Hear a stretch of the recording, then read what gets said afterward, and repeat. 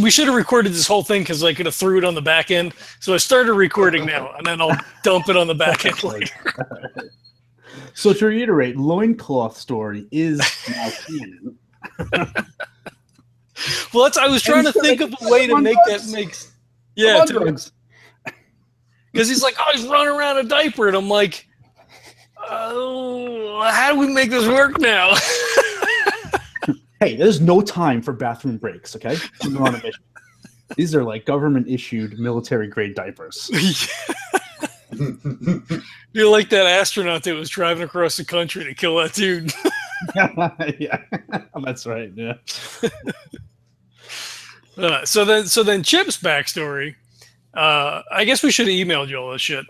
Chip's backstory is he was a like B grade or C grade like child star, and then kind of like the shine wore off. So he was in a bad like cop drama or something, and he was trying to like get back in the saddle.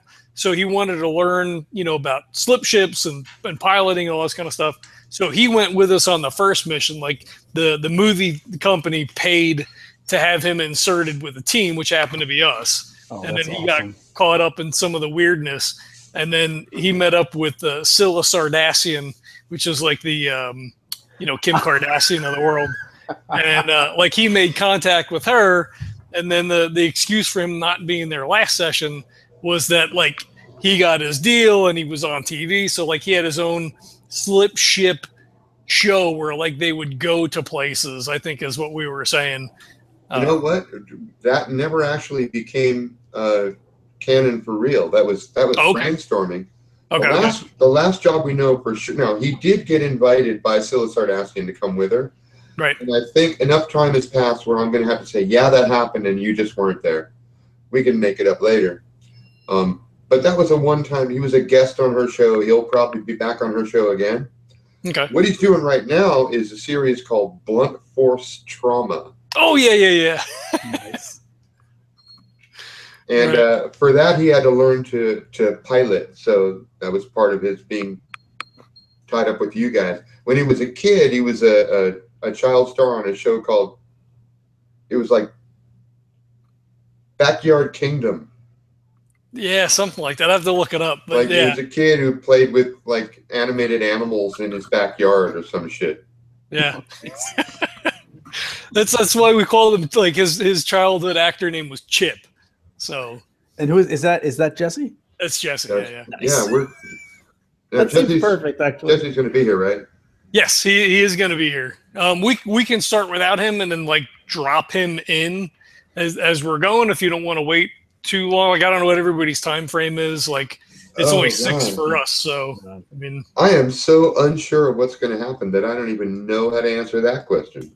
Me too. Well, I'll tell you what is happening is I'm cracking open my Friendship and Magic. It's How We Roll My Little Pony HasCon exclusive dice set. Ooh, just for this. Nice. Oof. All right, that'll bring some weird magic into the team. I hope there's more than one D6 in there because you're going to need a couple. There are 4 D6 for some reason.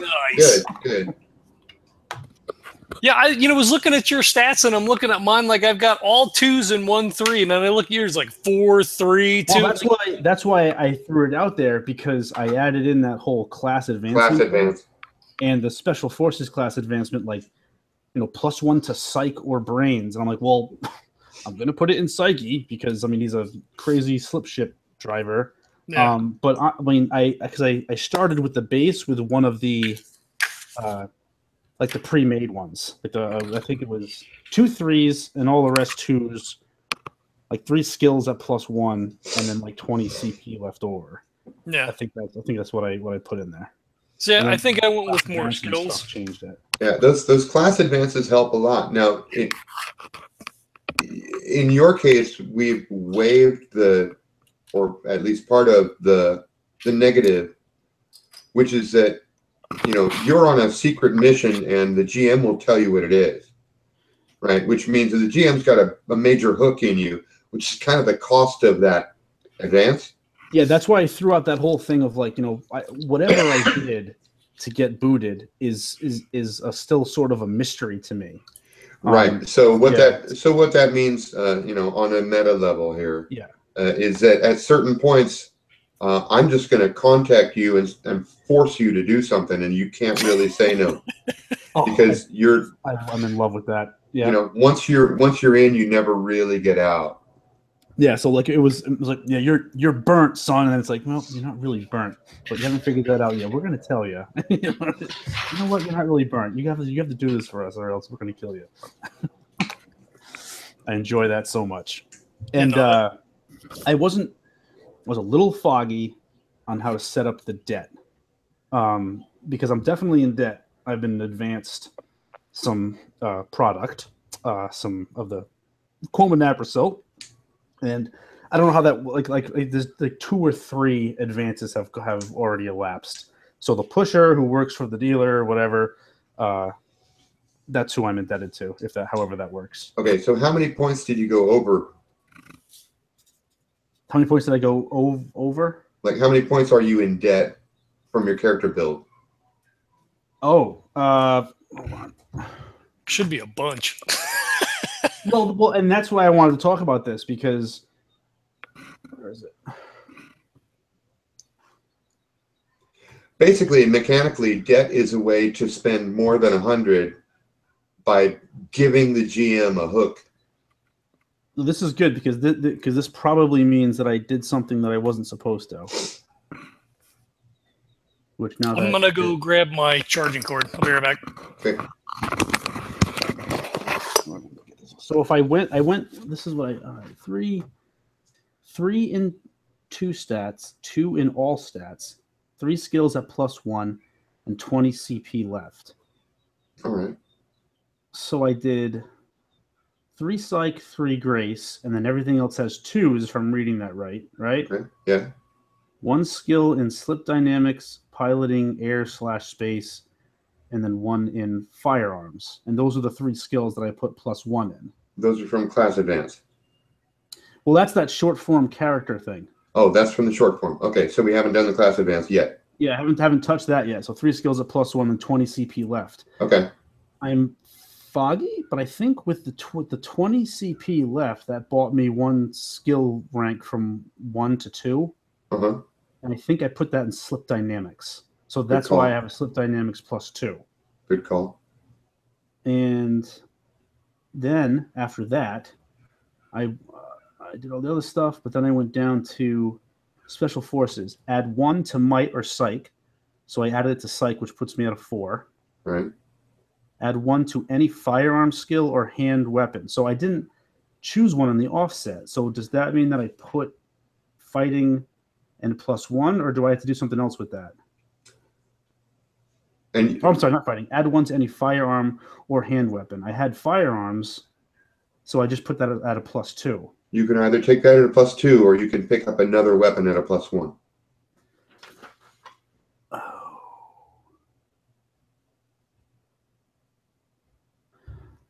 Could be a firearm, or it could be a hand weapon. Oh, I like that. Okay, so if I did firearms, also firearms, you want to generalize by class, so it's like handguns, rifles. Okay, so what if I did like firearms? Could I do like snipers +2? Okay. I mean, you. Yeah, so that's like, basically a long gun. You know, it's long guns in general. Counsel me as you see fit. So like, okay, so long gun. Okay. Yeah, I mean, maybe it's probably better if I did long gun 1 and handgun 1. That's entirely up to you. If you take the 2 in long gun, you'll still get a +1 in handgun because it's just next door. Oh, okay, all right. So I'll do that. I'll do long gun too, because because then as we go on, add 1 to any fighting style. So I did +1 to the fighting. I just did Kali, like, you know, stick in hand, open hand type fighting. Huh? And then add 1 to any other skill. I took that to mean I got to either pick a new one or add to one, or I couldn't add to one I already had, or is it just any other skill? Well, by the letter of law, it could be any other skill, including one that you already have. But the stipulation here really should be, it has to be a skill that makes sense for the branch of the service you're in. Yes, and that's where the stealth came from. Okay. Does that make sense to you? Is that all right with you? That makes perfect sense. Okay. So you spent the 20, you did the class advance. Yep. You actually don't need to go into debt. Can I? Yeah. I'm a glutton for complication because I think that makes the best gaming experiences. But if I feel like I probably owe, maybe I just owe a little bit. I don't need to take any sort of. I'll just owe a little bit. So does that manifest in some? Yeah. Well, what you can do is you can take one XP for nothing, and now you have 1 point of debt, and that means 1 megabuck you have to give your guy. Now, see, this is why this game doesn't care too much about dollars and cents, and if it doesn't get all the way up to a megabuck, which is like enough to buy a nice car or a piece of shit house, we don't really worry about it too much. Okay. So in order to go into debt, it has to be something serious enough where they might send somebody out to break your fingers. Nice. I like that. Okay. For piddly shit like I owe $100 to my landlord or whatever, we just sort of narrate that stuff. Yeah.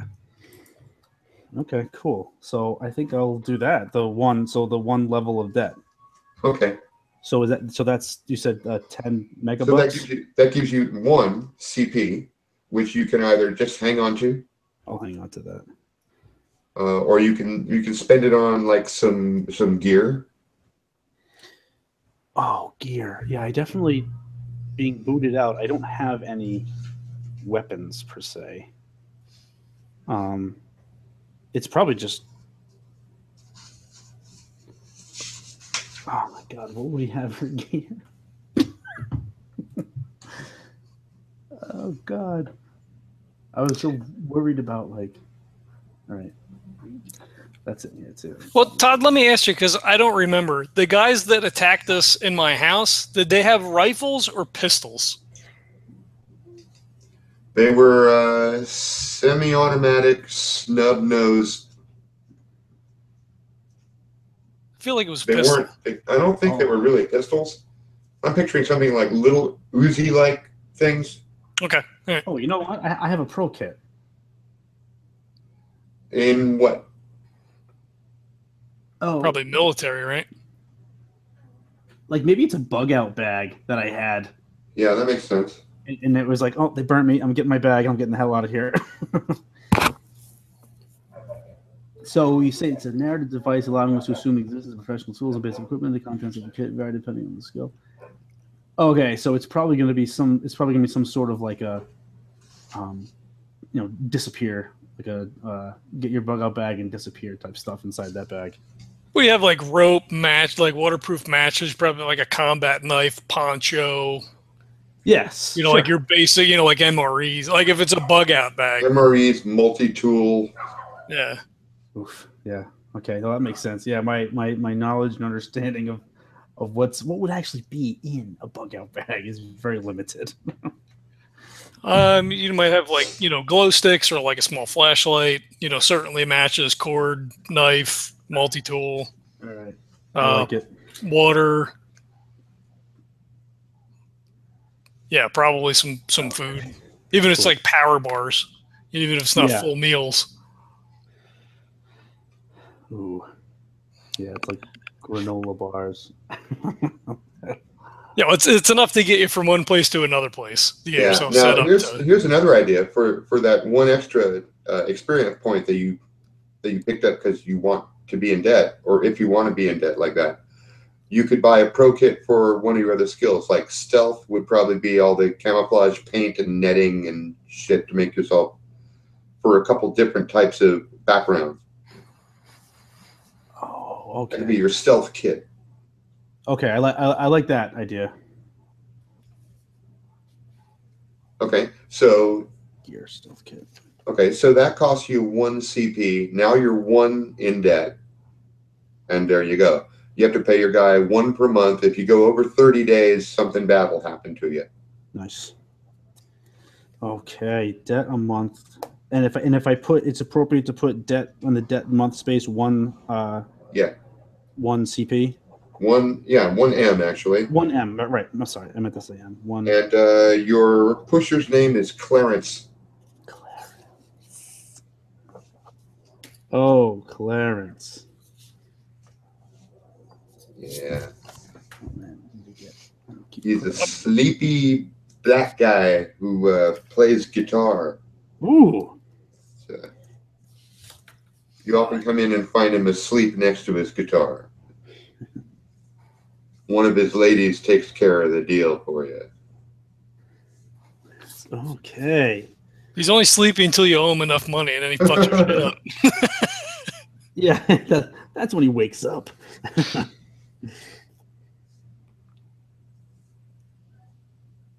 All right, I'm not gonna give you any backstory to the story. I mean, you'll hear what we're in last episode.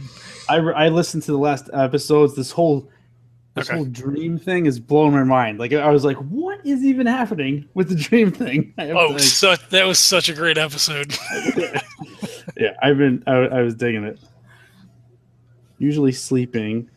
You said one of his girls. What did she have a name, or is it a different girl every time? It's multiple girls all the time. Like you do. Like it's. I was gonna say, I wish that reminded me of high school. No, it didn't.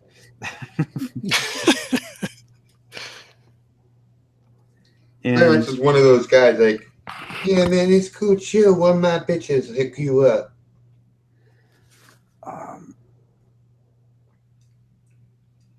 Does his guitar have a name, and can it be Sherry? Yeah, it could be Sherry. Nice. Strangely specific, but okay. And you only found out because you were over there one time and went to touch it, and he just about broke your wrist. Yeah, he woke up like, immediately. His eyes snapped open like he had some sort of sixth sense, and it was just, "Don't touch Sherry, bro!" Like, yeah, it's wild, man. When Clarence wakes up, it's like you were not ready for that. Nope, I've never. That's why it's like, oh, I'm in debt to this guy. Like he's sleeping most of the time, but when he's awake, he's murderous. Awesome. All right. So do we think we're ready, and we'll work Jesse in when I make that phone call to him in the car, or do you have any other questions? I think mechanically, I love how the mechanics work. So I think I'm in good shape. Feel free to just stop me and fix something that I'm saying if I'm going a little off of what the. Yeah, it's really, really simple. When I'll either say, I want to da-da-da roll, and da-da-da could be a stat or it could be a skill. Mm-hmm. If it's a stat, you're rolling that many dice and you're trying to beat a certain number, I'll usually tell you what it is. Mm-hmm. If I say a skill, then you're rolling the number of dice for the stat that governs that skill, plus, and then you take the highest one. Yep. You take the highest die, right? You're not adding them together. You're taking the highest. Taking the highest, yeah. And then adding whatever the more skill opportunity is. To get the higher number. Yeah. So if there's a skill involved, then that'll be added to whatever the highest number was. And again, you're looking to beat a target number. I'll usually tell you what it is. When you're in combat against somebody, we both roll simultaneously. You're trying to beat whatever I roll. Nice. Cool. Is there any sort of like economy of, or what the hell is the word I'm looking for? We'll go past it. Is there anything to help with rolls after you make them, or is it just roll and done? It is just roll and done, but there are some things to help with rolls before you make them. You get an extra die if you can convince me that one of your life shapers somehow affects this situation. Oh, life shaping. Okay, cool. Yes. Okay. That's one way to do it. And there are other circumstances where I just might decide to give you a +1 or a -1 based on circumstance, positioning. Gotcha. I like it. One other thing to remember, we usually forget, and it's not a big deal, but once per episode, anybody can do a character development scene, which is like a flashback scene from the kung fu TV series, right? Which is basically, it's an opportunity to either add a life shaper, come up with a motivation, or even spend experience points right the fuck now to pick up a skill we didn't know you had, but you had it all along. And the scene explains why. That was when I read through that in the book, or in the PDF and then like the character sheet, the character PDF. I was in love with that. I thought that was fantastic. Progressive like character in the development. moment saying, man, this would help. Let me come up with a flashback scene. Oh yeah, no, this makes sense. And it was fantastic. Totally. And you know why that works is because this is actually genre. We're not trying to simulate a realistic world. We're trying to simulate sort of a fast-paced science fiction genre with a narrative arc and characters who have psychological shit. So when have you ever watched a TV series and known everything about the lead character from moment one? You never do. No, never. You learn all this shit as you go, and the writers are making it up. You're weeks into the series, and the writers go, "Hey, what if she was a nurse once?" Yeah, she was. And here's the story about that.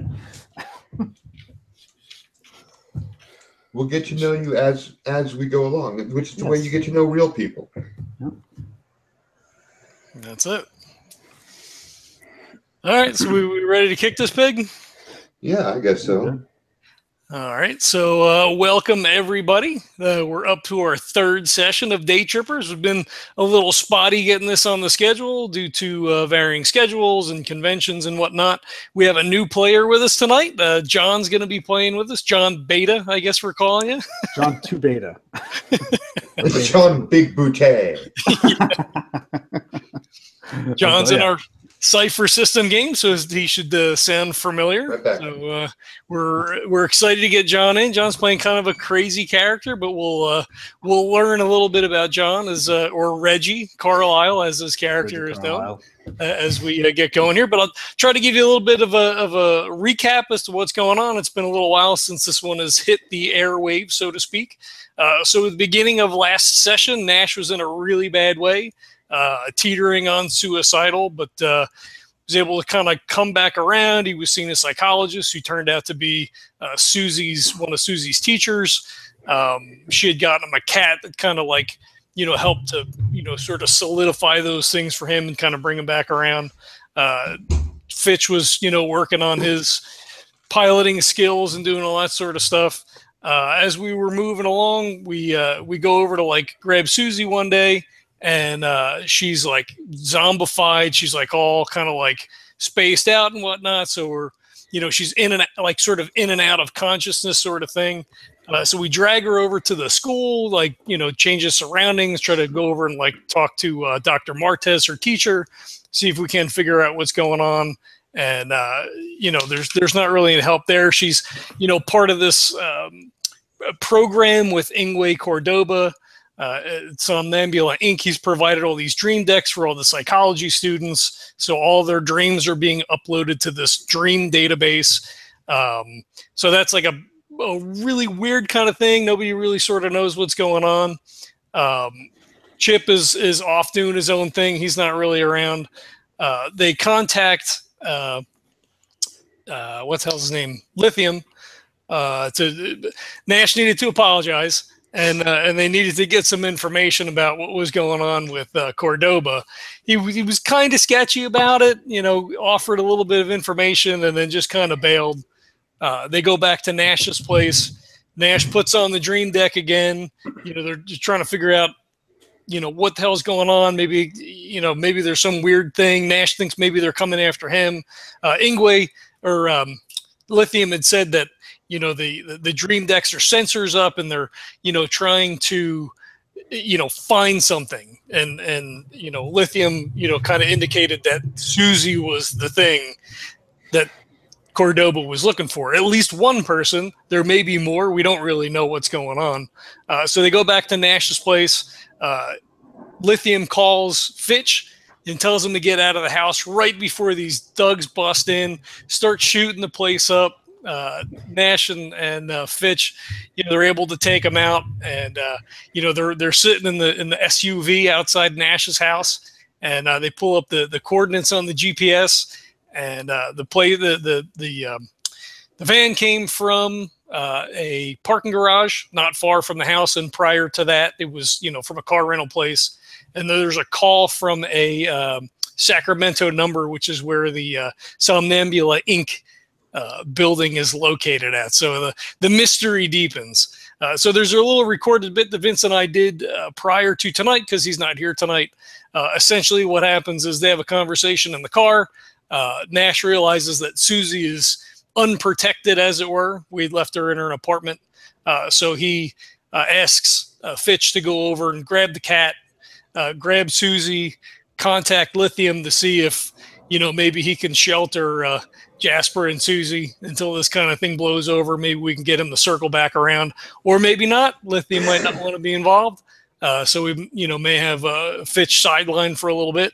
So as we pick up the action, Nash is sitting alone in the car just as Fitch exits and heads back into the house to go grab the cat and make his way over to Susie's place.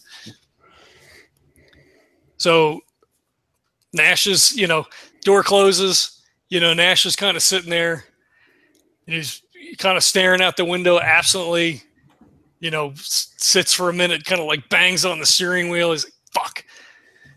Pulls out the PDA, puts, At this point, let me just interject it, as we had said in email. If you are considering, this is going on in Nash's mind.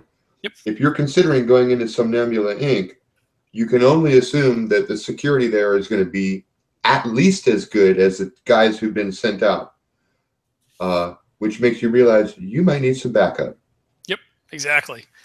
So he's got Reggie's number in his PDAs, like one of those things, kind of like in the military network, like they get together every once in a great while. So he punches the number in, kind of like drumming his fingers on the steering wheel, waiting to see if he's going to pick up. All right, let me cut right there. I'm going to jump over to Reggie. Reggie, what is a typical day like for you? Oh, a typical day for Reggie. Well, I wake up in the morning and I immediately take a nap. I know that might sound weird, but it's necessary. After I take my morning nap, I go and I get my morning breakfast. 2 eggs, toast, and a slice of cheese. After I eat my breakfast, I go out and I hang around outside on the sidewalk, and I hopefully find myself someone who needs a ride somewhere. And that's how I basically make my money nowadays. Giving rides to these mindless fools trying to get from one place to another. Okay, so you're like a city call driver, like a Uber thing. Sure, yep. DayTripper Uber. How the mighty have fallen. Yes, yeah. Anything to get me to my next nap. All right, so and you have this thing with the sexual nightmares. You want to talk about that a little bit? Does this happen a lot? Well, not as much as I'd like, but probably more than what others prefer.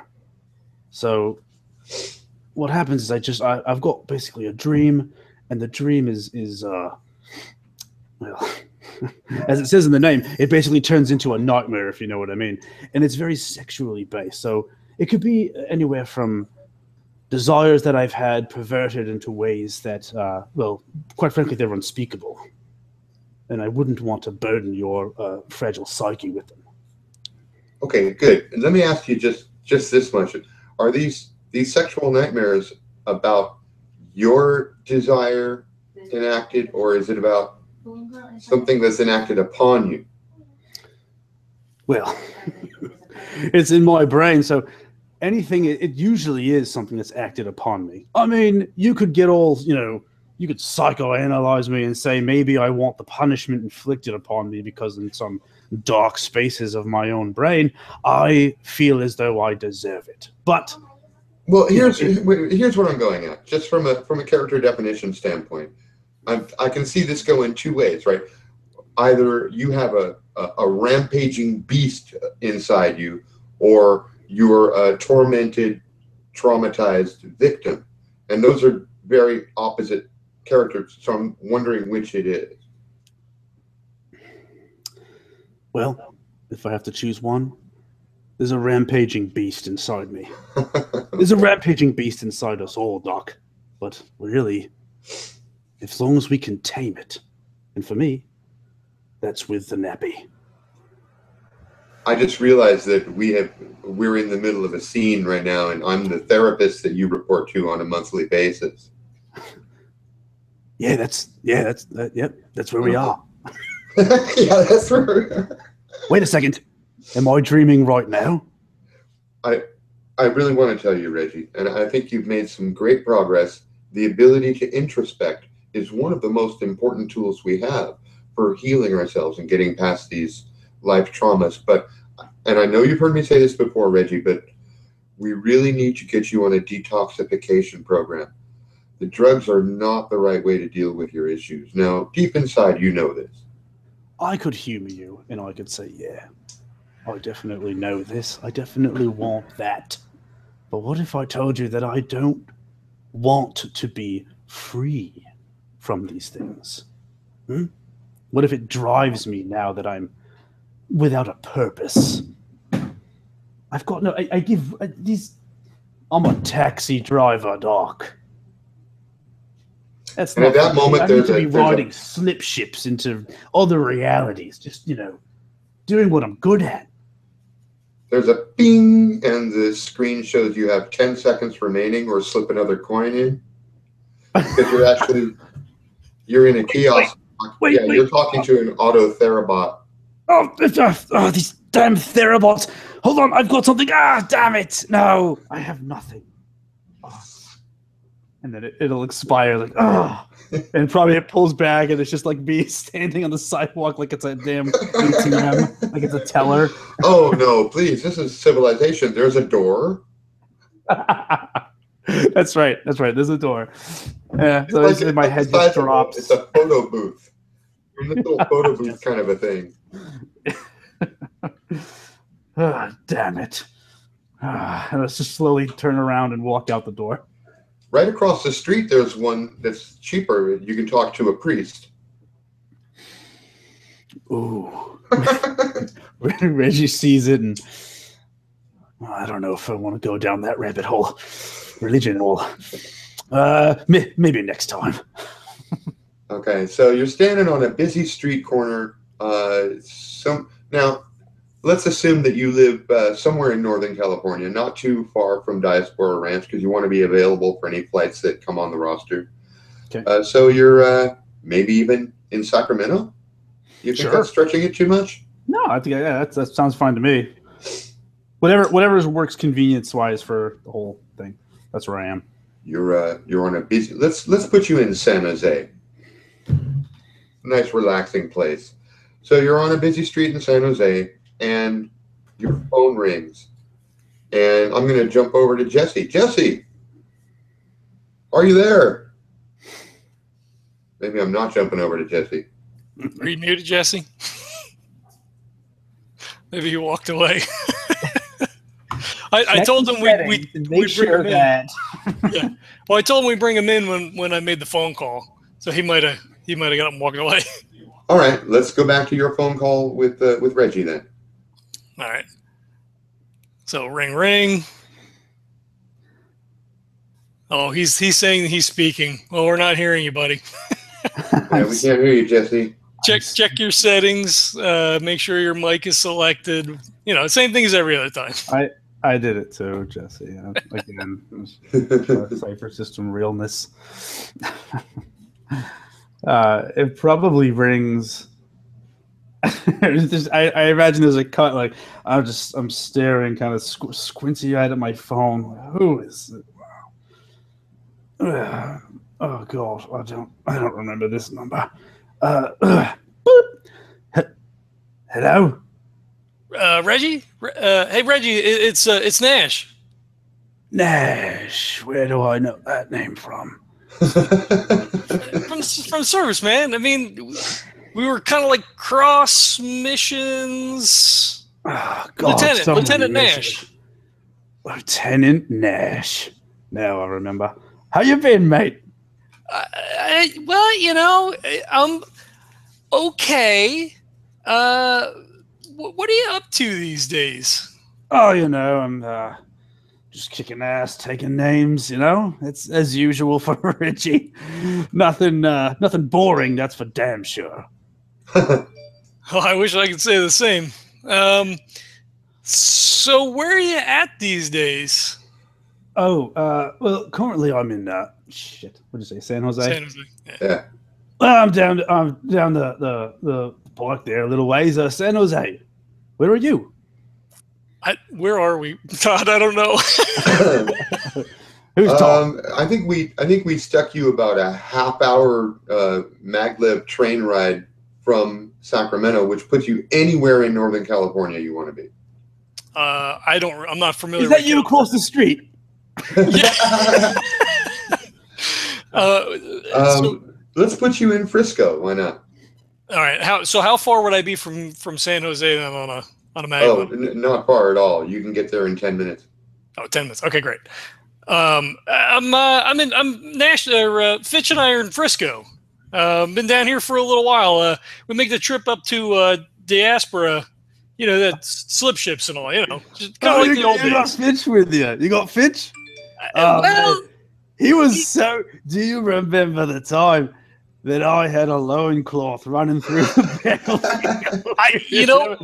It's funny you bring it up. We were just talking about that. Oh, you did. I knew he was never going to forget that. He thought it was a diaper. You remember that? I even pissed myself just to make sure that he just continued to think it was a diaper. It was fantastic. Oh, God.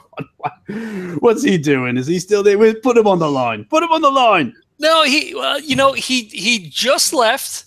I have a favor to ask. This one's not a simple one. Okay. Let me insert myself right here. How about say you don't want to discuss the details over the phone, but if you can do me a solid and get out here, I'll explain everything. That way, we can do that scene in one shot with Chip also in the room. Yep. Yeah, that's kind of where I was going, because like he's paranoid now to thinking like the phone could be bugged, this car could be bugged, like Reggie's off the radar as far as Nash knows to Cordoba and his crew. So like he's calling in, you know, like the ace from the bullpen right now is where he's thinking. You got to drop a code word. Hey Reggie, Manitoba. Yeah, something like that. Yep. What is it? What's the code word? I have to know. The code word is Manitoba. Oh, it is Manitoba. Yeah, we'll just get over here. Get over here, and I'll explain. Oh. Yeah, meet me at 123 Maple Avenue. Oh, Maple Avenue. Well, I'll tell you what. Nash. Is that the address of the King Cobra? Yeah, we can go to King Cobra, I guess. I kind of want to get to the parking garage like really quick, but I know like he's going to be a certain way out. Like my thought was to meet like down the street from the parking garage, like at a Charbucks. That's good. That way we're kind of like heading in that direction, and I can kind of get eyes on the building. Yeah. So. Yeah, so you don't know that it's. I'm like, yeah, meet me at just the address, and it'll be a Charbucks down the street from this parking garage, which you'll find out about. Address, okay. Well, I'll have to check my schedule on that. I mean, it's very busy with lots of things keeping me busy. Yeah, I'll be down there. Sure, I'll come on down. So, like, I need you to come like now. Oh, now? Well, all right. I'm gonna cancel a few things, and then I'll be right over there. But you're buying me a coffee. I hear that Charbucks is really nice. Yeah, so you're like looking at your P-Day, you got the map up, and you see the Charbucks. And yes. He shakes his head in the car like, fuck. He's like, yep, you got it. Let me, I'll see you in like 10. All right, I'll be there. Great. Jesse, do you have audio? Do I have audio? Yes. Good. Right on, right on, right on. Linux for the win. All right. So you want me to make the next phone call? Nice. So Yeah. Did you hear that, Jesse? No, I came in right at the tail end of. Okay, so the idea here is that both of you guys are receiving an emergency call from Nash, and he's not saying much over the phone. He's basically dropping a code word that means come over here and I'll explain everything. All right. Cool. Are we doing that, or are we summarizing that? Well, I'm trying to be kind to our audience here. We do have a little bit of, exposition to reestablish. Yeah. No, yeah, we can do a gist thing. So Yeah. Okay, cool. Chip will be like, yeah, ooh, yeah, okay, yes. And he says wink over the phone. Yes. I love it. Okay, so we cut to the Charbucks. You guys meet up there, 15, 20 minutes later. You get a table, you sit down, you've got your coffee coming at you. If I remember correctly, from Chip's point of view, last time Chip was aware of what was going on, we didn't even know whose dream it was. Am I right? I don't think he was in on that because we didn't analyze anything. So we found all that stuff out. He didn't know about it. Right. So correct. Yeah. Okay. So he remembers the campus, the dream world itself, but he has no information on it being tied to Susie or you. So that's the part he needs to be brought up to speed on. Okay. And meanwhile, Reggie, this is all fucking crazy talk to you. Oh, I just, yeah. I feel like I'm walking into Charbox, I'm getting a free coffee, and I'm just going to have my mind blown, basically. Right. So you've got an interesting relationship with dreams yourself, so you might slip into it fairly easily. Oh, if my understanding of dream decks is correct, I'm starting to see a whole other dynamic. All right. Yes. Yeah. I have a very close relationship with the concept of dreaming. All right. So you guys come into the Charbucks. He's got his back to the wall. He's near like a window, and you see him like kind of leaning in the chair forward. He's like peering out like continually down the street. Like the door opens and his head snaps around, if it's somebody else, and then you see him looking back around, kind of around the corner again. Did you say that you were sitting near a window? Yeah, he's got his back to the wall, but he's near like the plate window, so he can kind of like look around like the edge corner of the building. Absolutely. So if Chip sees you through the window, then he will run right up to it and start banging on the window, going, Nash, hey, buddy. So, you come up while he's like looks back to the door. Some like elderly lady comes in. She's got like a little dog in her purse or whatever, and he looks over, and you come in like bang, bang, bang, bang on the window, and he jumps up. Charles. The fucking chair goes flying, and like he's like ready to like punch the window, and he's like. And he like points at you, and he like points at the table. He's like waving his hand, like giant smile, 2 thumbs up. Yeah.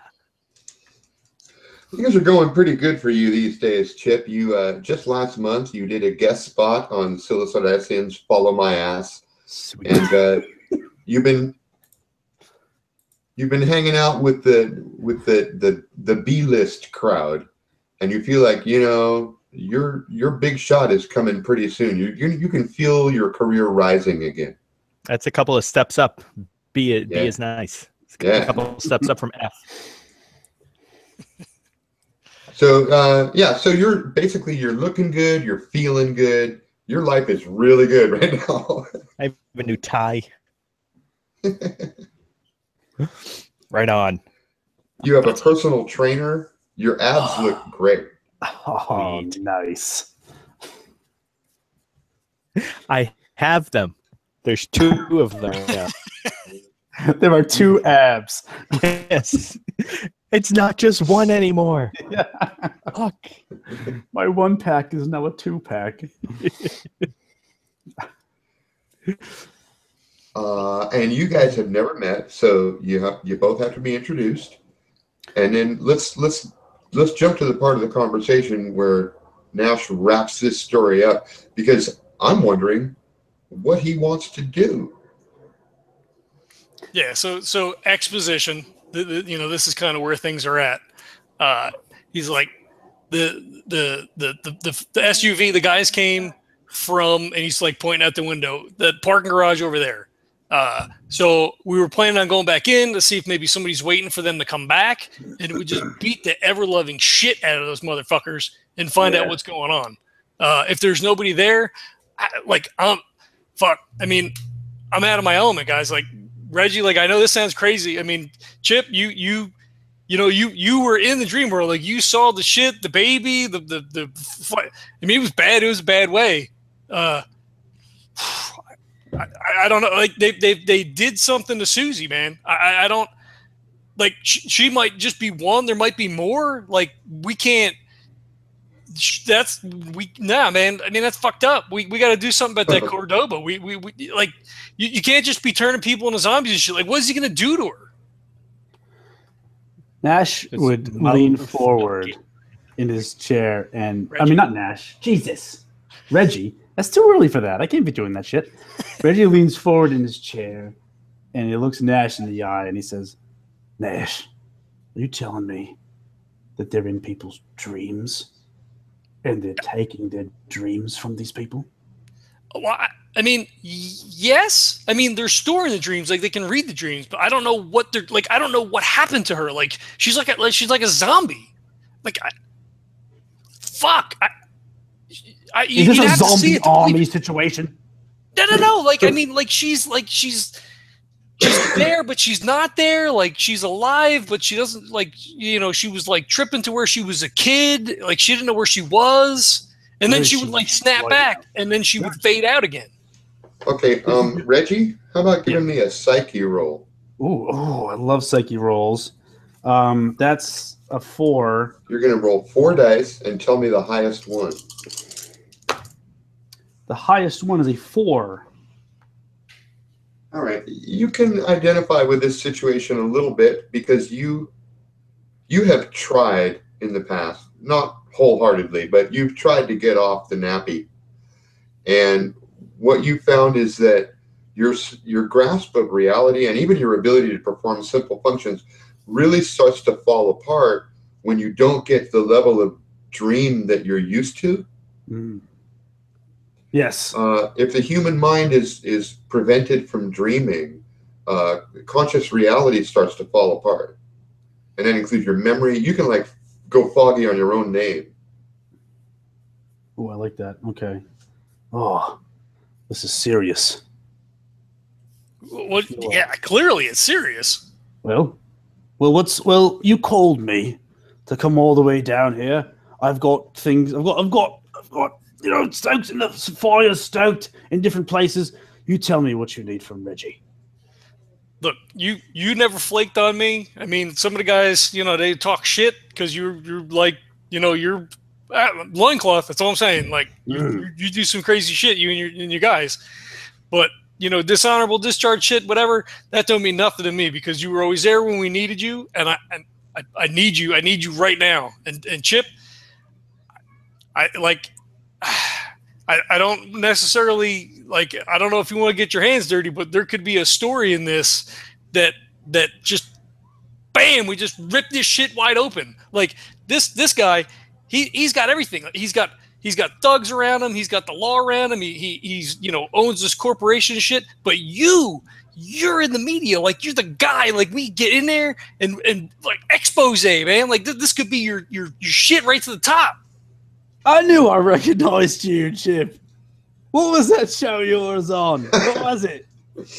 Hey, that was the Backyard Garden. Backyard Kingdom. Wait, Backyard Kingdom. Yeah. You were on that one too? Wait, I thought it was Backyard Kingdom was great. You did such a wonderful job. I mean, thanks. I'm kind of trying to put that in the pack. I've got this new show coming up you should really check out. What's it called? Well, I mean, it doesn't have a name. Can I ask you? Still the new show is called Blunt Force Trauma. Ooh, I like that. Okay. Now, Blunt Force Trauma, I'm looking forward to, but I really got to ask you a question about Backyard. What is it called again? Backyard what? Backyard Kingdom. Let me ask you a question about Backyard Kingdom. Okay. Is that supposed to be some sort of metaphor for imaginary friends? Well, the things that you do with imaginary friends? Well, I mean, it was kind of a whole thing about. Oh, I mean, it was about like the innocence of youth and how we all kind of create our own protective areas, but I mean, it was just a fun kind of, I guess. Well, I mean, take it as you want. I really liked the message about the protective areas in that show, and you did a wonderful job. Well, thank you. That's very nice of you. And I'm very much looking forward to working with you on this new project. And Reggie, you too. Nash, very intense and fun guy. I was just going to say, at this point, Chip is thinking, in his little mental notebook next to the name Reggie, he's putting strange and intense. Yeah. Oh, it's not a mental one. He has his phone next to him, and he's actually jotting down notes the entire time. He feels originally he had pulled it out to record the whole conversation as kind of a thought, as like a concept, but then when he realized that it was so personal to Nash, he stopped recording and he's just jotting notes down now. Intensity is what's going to lead us to victory. Yeah. Oh, that's good. I like that one. Write it down. Yeah. Oh, yeah, I got it. Yeah. Put it on okay, good. Write it down. All right. All right. So look, I want to get into that parking garage. We'll like do the slow roll. We'll look for another black SUV with blacked out windows. We'll pull up real slow. They'll think it's them. We'll wait for them to get out, and then, bam! Reggie raises his hand.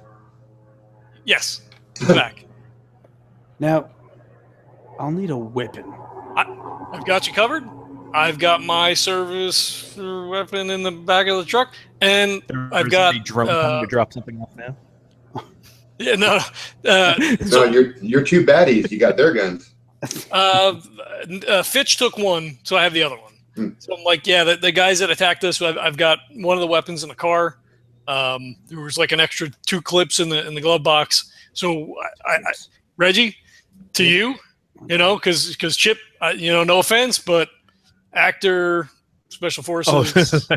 I've been doing some training, but not that kind. That's you guys do that. He like pats you on the shoulder. He's like, I'm glad you're here. I'm glad you're here. Hey, if you remember the original mission, Chip is using his weapon right now. It's the video camera. Mm-hmm. Nice.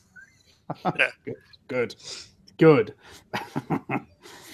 So he's like, are you guys in? I mean, and this is a big imposition, but I had to get Fitch. I had to have eyes on Susie. I didn't want to leave her alone because I don't know if maybe they're gonna snatch her, and maybe nobody's here, and then we got to figure out a plan B. But I figure we go in here first, and like I said, maybe they're waiting, and then we'll see what happens. Susie's your girl.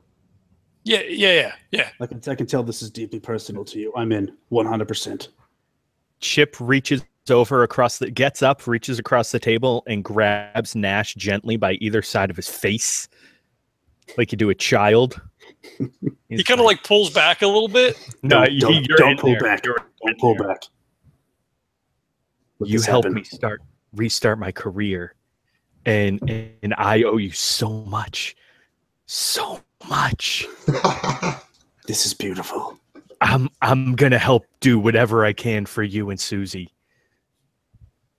I appreciate it. I know we were a rocky start. When this manly embrace is interrupted by the ahem of the old lady who's the waitress who says, "Did you want some more coffee?" Yes. No, we are gonna go. but we appreciate your attentiveness. And he drops a couple of megabucks on the table, and he's like, well, thank you for your service. You're welcome. Oh, come on. All right. Sorry. Well, you're very nice boys as far as I can see. I have a nephew who's your way. Yeah. Oh, he's an actor. What the hell does that mean? I put my arm around your shoulder and I steer Chip away, and I'm like, Reggie, let's go. Reggie narrows his going to pull out like the business. Like, what are you? Yeah. And he just follows Nash out. Trip's trying to pull out the business card of his agent. He's like, give PB a call if he wants any work. Down. Reggie grabs the business card. Hey, you never know, mate. All right. Into the van, and we're going to cruise slowly past the rental place. Is that it? So I assumed it was like a parking garage, but if it's because it went from the parking garage, it started at the rental place. You're going to the parking garage first. Parking garage. Yep. My bad. Yep. So we'll drive in real slow, grab a ticket, just kind of do like a slow. Like Nash's thought would be that they would probably be towards the top because most everybody wants to be at the bottom. But he would do like the slow. He passes Reggie the other firearm. I guess Chip's got his camera, which I don't know is a great thing necessarily, but he doesn't say anything. What did you pass me? The other firearm that I snagged as a handgun. It is like more like an Uzi, like maybe like an MP5, like a short barrel. For the game rules, we'll call it a handgun. Yeah. Okay. All right. Cool. All right. So that. Okay. Gotcha. Yeah. I don't want to derail it. What it is a I'm picturing sort of a futuristic weapon that's got two hand stocks, but it's still short and it's semi-auto. Okay, so Reggie's looking at it like, well, I guess this will do. Now, what am I? If you're really manly like Reggie, you'll hold it with one hand. Oh, one sideways. Hand. Oh God, yes. Sideways kill shot. I mean, kill shot Uzi. So Reggie would speak to Nash. He just said, "All right, what am I looking for? Specifics." We're looking for another SUV, blacked out windows. I'm thinking maybe they're going to be topside, get away from the crowds, in case shit got squirrely. Okay. You case the entire structure. You start at the bottom. You go around each level. You're looking around closely. You don't see any matching vehicles. You actually don't see many vehicles at all. And there's nothing here that sets off any alarms in your head. Okay. So they get to the top, and he kind of he pulls into a spot. He backs into a spot so they can make a quick get out if need be. And he's like, all right. So the other location is where they rented the car. So maybe we can glean some information if they left a car there, if you guys want to head there. And then from there, I mean, it seems like a pretty ballsy move to storm Somnambula's headquarters. I mean, if you guys compile it, maybe we go back into Susie's dream world. Maybe without having Fitch there, it won't upset things quite as much. Maybe we can glean some information. If he's got her safe, we have a little bit more leeway. But I don't know about storming a corporate office structure. Well, storming a corporate office structure probably isn't the best idea at this juncture, but it seems like we can get some pretty good intel if we do this whole dream thing you're talking about. It's possible. I don't know. I mean, it was really fucked up while we were there. It was a really bad scene. Really fucked me up when we came back. But so if you want to go see if we can find our car at the other place, might be one or two cars even there at this time of night. I mean, it might be worth a shot. I mean, did we take... we didn't say that we took keys off those guys. Well, the key would have been in a... I guess we would have, because we have the key to the SUV, or else we wouldn't be going anywhere. It is a key card, and you got it because you went through their wallets. And the van was actually still running when you got into it. Because they never even turned the engine off. That's right. But you've got a key card. Okay. Oh, this van is their van? Yes. And Did you search the van? Well, the body's in the back. There was ammo in the glove box, and there was a message on the navsat. I should tell you, when you get in the van, don't step on the dead guy. Yeah. Can Reggie go apeshit trying to clear this van? Yeah, I mean, or has that already been done? I don't. I mean, we didn't like scour. Like we dumped the dude. There was nobody in it. We dumped the dude in the back. He went in the glove box. Just regular registration, couple napkins. A few extra magazines. Well, and the receipt from the rental company, and on the back bumper is the logo sticker of the rental company. Yeah, they do know that just an hour before the break-in, this van was rented from a local business. Well, if we stopped at the top of this parking garage, Reggie would start like looking underneath in all the seams, all the places that he would have been taught to like hide stuff. And he just goes apeshit, just trying to, you know what? I don't think you did a good enough job scouring this van. I'm going to check underneath here. I'm going to rip this panel back. I'm going to find out what's going on. All right, yeah. I mean, we didn't really check it. I mean, they weren't in here, so we just kind of.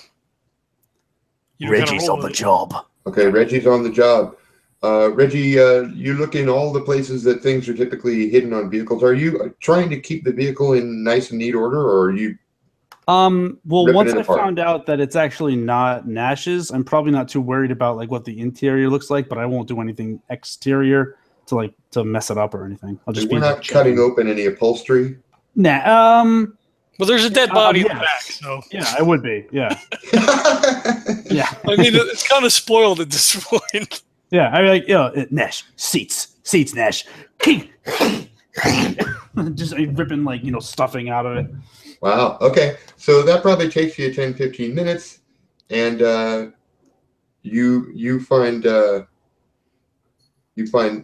75 cents and a little baggie about 1 inch square with white powder in it.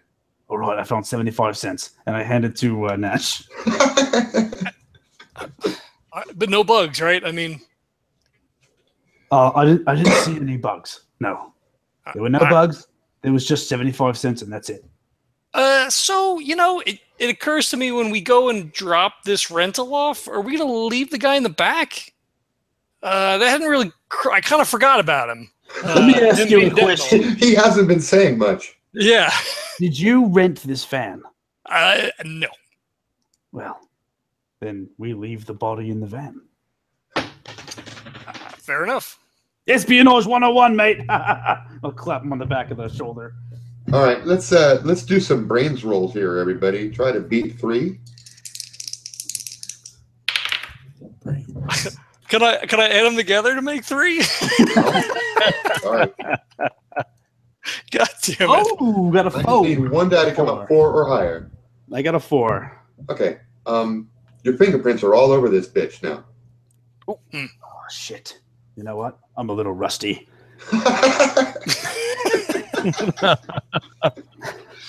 I'm gonna need a few more moments, and a rag and some alcohol. And some alcohol. I'm gonna put my hand out to Nash. Rag and alcohol. Do we want to just torch this bitch then? Oh yeah. Yeah, of course, that's the better idea. Gasoline in a rag. Oh wait! I gotta know. You can look at the receipt that was in the glove box. Huh? They bought the insurance. They got bumper to bumper insurance. Nice. All right. Oh wait, I've got an idea. Before you do this, we're going to put the body in the driver's seat. Okay? Yeah, totally. Yeah, thinking. We do it. All right. So let's go. We'll pick up their car. We'll make sure we park at an angle so they don't pick us up on the camera. They'll only see this vehicle, so it looks like they're going back to grab their vehicle and then taking this one. And we'll see. We'll drive it away. We'll go through it. You can pull it apart, do whatever you need to do, see what we can find, and then we dump this motherfucker out in the desert, and we'll we can head back to your place, grab your car. I mean, we're gonna need a car. We don't want to keep this one Because when that guy doesn't show up, then somebody might put out a call for this one. Are you talking about my car? Yeah. Yeah, my car. Yeah. Yeah, we'll just go get my car. Do you not have a car? Of course I have a car. Well, he got here somehow. All Yeah, right. he does have a car. In fact, he's an Uber driver. Right. Okay. All right. So let's head over to the rental place. Actually, Uber is no more. You're a Lyft driver. Lyft, of course. Yes, I'm a Lyft driver. I've got my own car, of course. Great. I don't All right. steal cars and say they're my Lyft cars. I didn't think that. It doesn't matter. That's It's not fine. relevant right now. It's fine. Yeah. All right. Off to the rental place. Okay, we're gonna go back. We'll rent a place. Then we'll have to pick up my car Yeah. back at the Charbucks, where of course you'll get me another coffee, and then we will proceed. You got it. Thank you. All right. So we roll back down. Done. Grab his car. We'll go through the drive-through, or maybe not, because car is literally all fucked up now. so We go through the drive-through with the that's good shit. Yeah. So he parks kind of off to the side. He runs in real quick, grabs a couple of coffees. Like sticks through 2 coffees through your window. He's got the thing with the other 2. Jumps in with Chip and then follows the Navsat back to the rental place. All right, hang on. And I'll just follow the Navsat. You said? Yeah, the GPS. GPS. Yeah. All right. Let me mount that up here, and then I'll punch it. Cool. Okay. So it's Chip and Nash in the van, and Reggie in his own car. Yes. Okay. Oh shit! I'm sorry. I thought we were all. Yes. Okay. Yeah. I'd be following the van then. Right. Yes. Right. Yep. Because we said we were going back to your car. Yeah. Just literally like we're all in my car, right? No. You're in the van. Okay, I got it. Yep, I'm good. Reggie, you gonna check out that little plastic baggie? Yes, I am. Now that I'm alone in my car. Right. I'm gonna give you a +1 on a brains roll. Okay. You want to beat 4? Oh boy. Brains. Oh, I got a 5 + 1 is 6. This is a gram of Zoom. It is the methamphetamine of the future. Gram of Zoom. Now, what does that do? it's an upper, right? Upper? It is an upper. That's good enough. It allows you to go 24 hours without sleep. Oh, shit. I don't want this. Okay, Zoom. Let me ask you this. Because I'm not interested in it because of what it does. What do I know about its application as far as like a distractive poison? Could I do anything to it to make it something of use? Like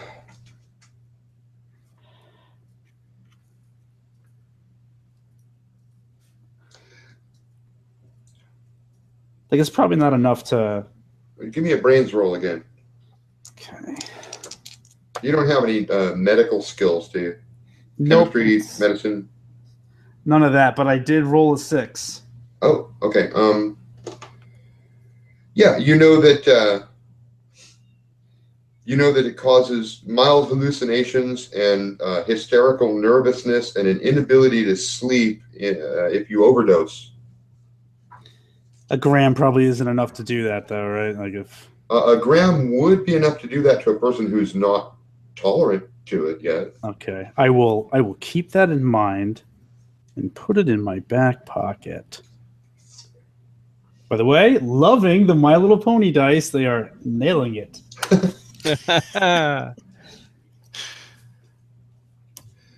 And so we make it to the rental place. What's the plan here, Nash? I jump on the phone like as we're getting ready to get close, and I tell Reggie, I'm like, hey, look, pull off to the fuck. We don't want him to see your car. We'll park around the corner. We'll park his car, and then you jump in the SUV with us. And then we angle it in since it's got the dark windows. We put the SUV between us and whatever car we may think might be there. So we're, kind of looking let for... Let me retcon something here for a minute, because yes. I hadn't even thought about the assailant's original car ever at all. So I'm going to say that you found a key fob, and that's clearly his vehicle. Okay. It's got a button on it, so when you press it, it'll chirp and unlock. Okay, that's why I was asking if we had snagged the keys, because we didn't explicitly say we were going to do that. Right. Like cars don't use keys anymore, but there is a little control device.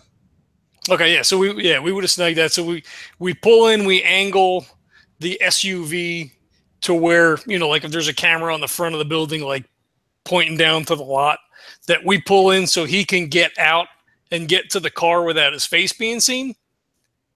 And I'll give, then we're in 3 cars. Fuck. So it's all right. We can ditch mine.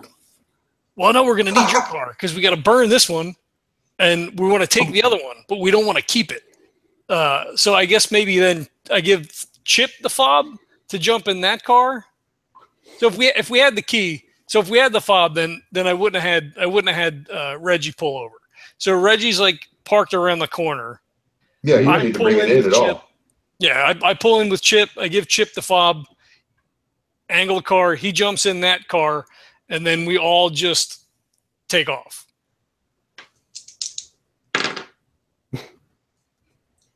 Yeah, and then just as you're pulling out of the driveway, you see a guy step out of the office looking at you as you leave, and then he turns around and points and yells something to some other guy. So that's it. You're gone. Yeah. So like I punched them both like on a voice call real quick, and I'm like, evasive, jump left, jump right. Like let's try to like put some fucking zigzag between us and the rental place. Oh, geez. I'll keep an eye out. They haven't seen me. I'll trail you guys, and if I see anybody following us, I'll run interference. Okay, so Nash is driving the SUV now. Yes, he's in the lead, and the other 2 guys are like so. Chip is right behind me, and then Reggie's like trailing behind, so he doesn't look like he's part of the caravan. And I'm just making a beeline for like some, isolated spot kind of outside the city where we could just torch this motherfucker. Yeah, and Reggie's keeping an eye out because he's looking for that follow so that he can just quash it. Right. Okay. So you're winding up some of the smaller roads up into the hills where people like to dump their garbage. Yeah. There you go. And there you are. Okay. So we pull out. I asked Reggie, go ahead, like tear this other car down, see if you can't find anything. Like, I'll pop the glove box, while you're like tearing seats up or whatever. Oh, yeah. See if we can't find like a name, if it's registered to Somnambula. Check the navsat there, the in-dash control to see if there's any messages there, like, report in when you get back, that sort of stuff. Yeah, ripping through the car.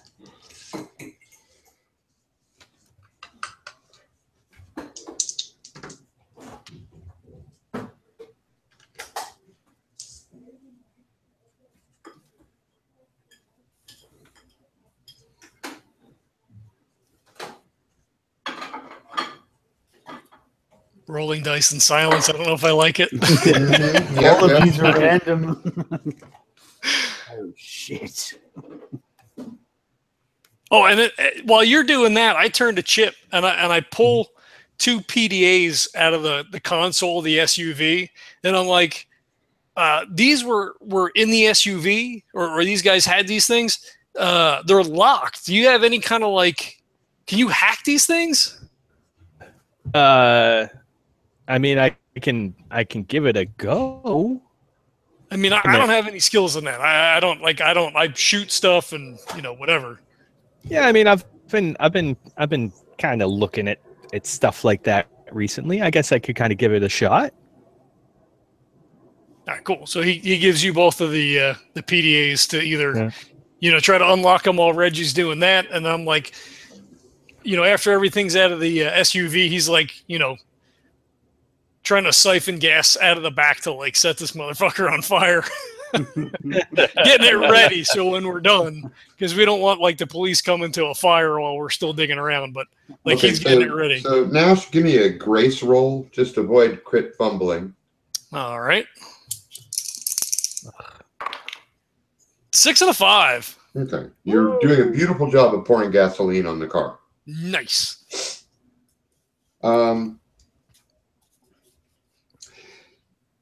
From the PDAs, Chip, do you have actually any computer skills? I have electronic skills. Electronic skills. I'll give you that with a -2. Oh, okay. Yeah, that's not going to be good. Roll high. All right. So I have brains 2. Okay, so you're rolling 2 dice. Electronics +1. Adding 1 and subtracting 2. Yep. So I rolled a 3 as my highest, +1 4, -2, 2. Yeah, you just locked yourself out of the phones. Yeah. I meant just trying to like breaks into somebody's iPod to iPhone. I'm just like nope, nope. Nash, yeah, I can't do anything now. So he yells over to Reggie. He's like, "Should we just burn these things too?" Oh yeah, it's all kindling, mate. And meanwhile, Reggie, pulling apart the vehicle, you find an identification tag that's clipped to the sun visor. It's like for getting into the parking lot of the Somnambula Inc. building. So it's a employee ID basically for the car. And the name it's registered to is Jacob Silva. Okay. Security level 2. And you also find his spare gun. He's got a handgun under the seat. Oh, nice. Hey, you mind if I keep this, Nash? Well, I mean, we could give something to Chip. I mean, give him the other thing then. Reggie's holding one up, and all right. Well, okay. Okay, Chip, you take the handgun.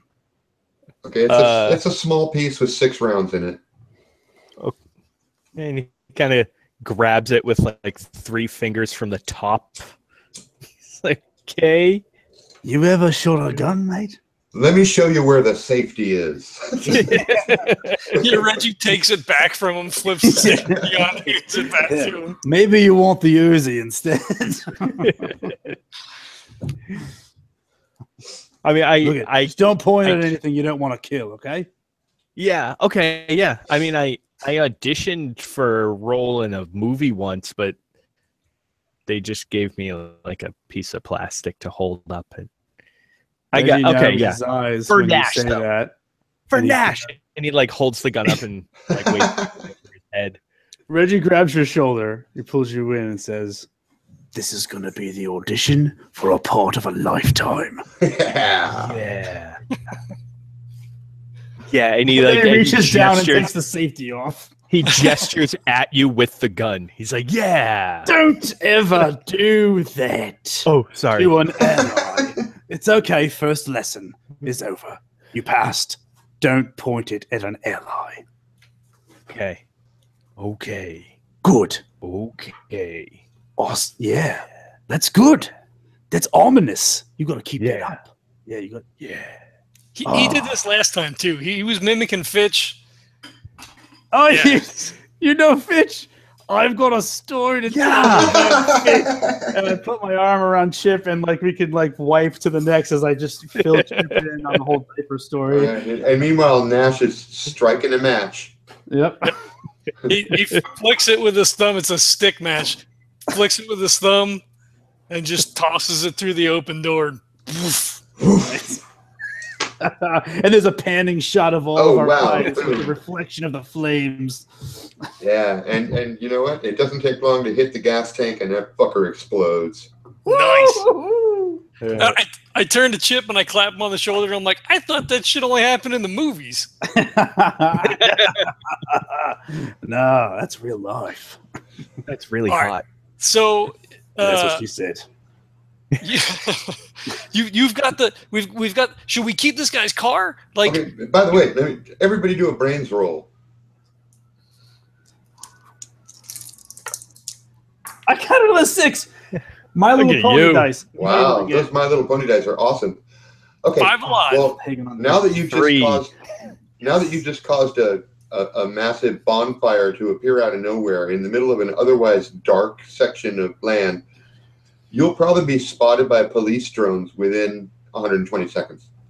Oh, that's not good. Reggie, we're gonna want to. I mean, fuck, I did it again. Nash, we're gonna want to get the fuck out of here. Done and done. Let's go. Like, it's like, I'm assuming you guys are doing like the stroll to the car when he flicks the match, and then we jump in both cars and fucking back down the mountain. Yep. Or if we can find, so like lights off, right? So like if you think about the security drones, lights off, and like bust ass down, and if we could find like, I mean, we're in the middle of nowhere, but maybe like a copse of trees or like some overhang, maybe like a tunnel. If there's a tunnel somewhere, like we just park in the fucking tunnel with the lights off and wait a couple of minutes for them, like do the flyby and then like wait and then like take off again with the lights off, maybe. If you want. Why, do you want to watch to see the cops arrive? I don't want the drone to spot like track movement. So like if we can like wait till after the whole thing is like investigated, or so we flip. Okay, well, you know what? Let's go ahead and call this a forest survival roll, because Nash, you have that. I do have that. Yeah, you're going to camouflage these vehicles using local brush and terrain. Gotcha. Now I'll remember. I used to do this all the time. I got a 5 total, +1. That'll work. All right, cool. So we drive like, we know we've got like 2 minutes. So we drive down, lights off, find like some brush and shit. I'm like, all right, get out of the car. He grabs like the tire iron and starts like smacking brush and shit, like snapping stuff off and like throwing stuff on the car. I'm like, I'm just throwing it at you. And I'm like, throw it on the car, car. Yeah, I got it. Yeah, I got it. This is great. This is just like old times. Holy shit. All right. You bury the cars. Now, what's the next step for you guys? I guess we wait like whatever seems reasonable, like a half hour. So like if the cops haul ass up the road, and then we wait like another couple of minutes, the fire engine comes up, and then when it's like kind of slows down, then we exit out, lights down, get like to the bottom, and then flip the lights on. And that's exactly what happens. Actually, you're in brush country, and it takes less than 6 minutes for a cop followed by a fire department vehicle to go zooming up the road. Nice. All right. And then, I mean, we got this guy's car. I would say, do we go back to my place? I mean, I don't know that they would come back, or do we want to? Like, I guess we're having this conversation while we're waiting for the cops to come by. I'm like, what do you guys think? Like, we could jump on the tiny tyrant and just bug the fuck out, and maybe try to hit up that dreamer. Like, Tyro still has a coordinates. I mean, we could get there. Should be no problem. Fitch has got Susie locked down. Hopefully, I feel like we need more information. I mean, we don't know what the fuck this guy is doing. What's the end game? Like, I mean, just because he can, like, fuck, like, I don't know. Like, how do you deal with somebody like that?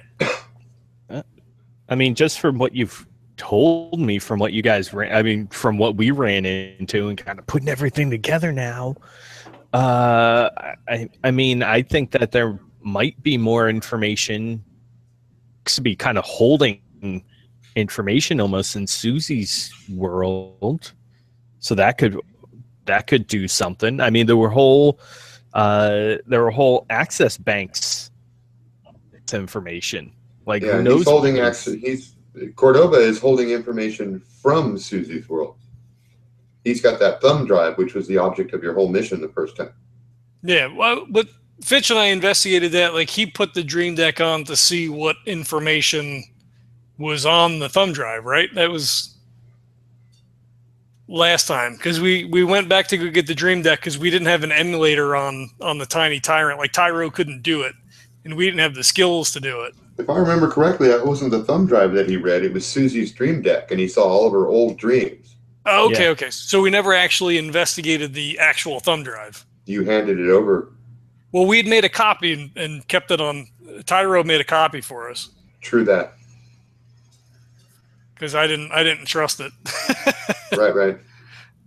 It was shit. If we can get on to, I mean, we were renting to own, right? So I mean, there's no saying that we have access to Tyro, but if we could slip in there, we've got a copy of that data. Chip, or Reggie, I don't know. I mean, if you guys if you could figure that shit out, like, that's beyond me. Like, I don't get that stuff, but like, we've got the information that we pulled from the dream world.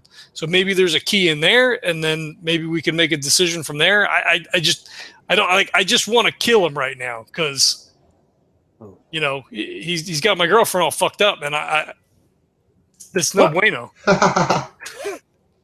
Oh shit! It's a cat. Well, we need more information. That's for damn sure. And if you've got something that's got more information on it, then we need to go through it with a fine-tooth comb.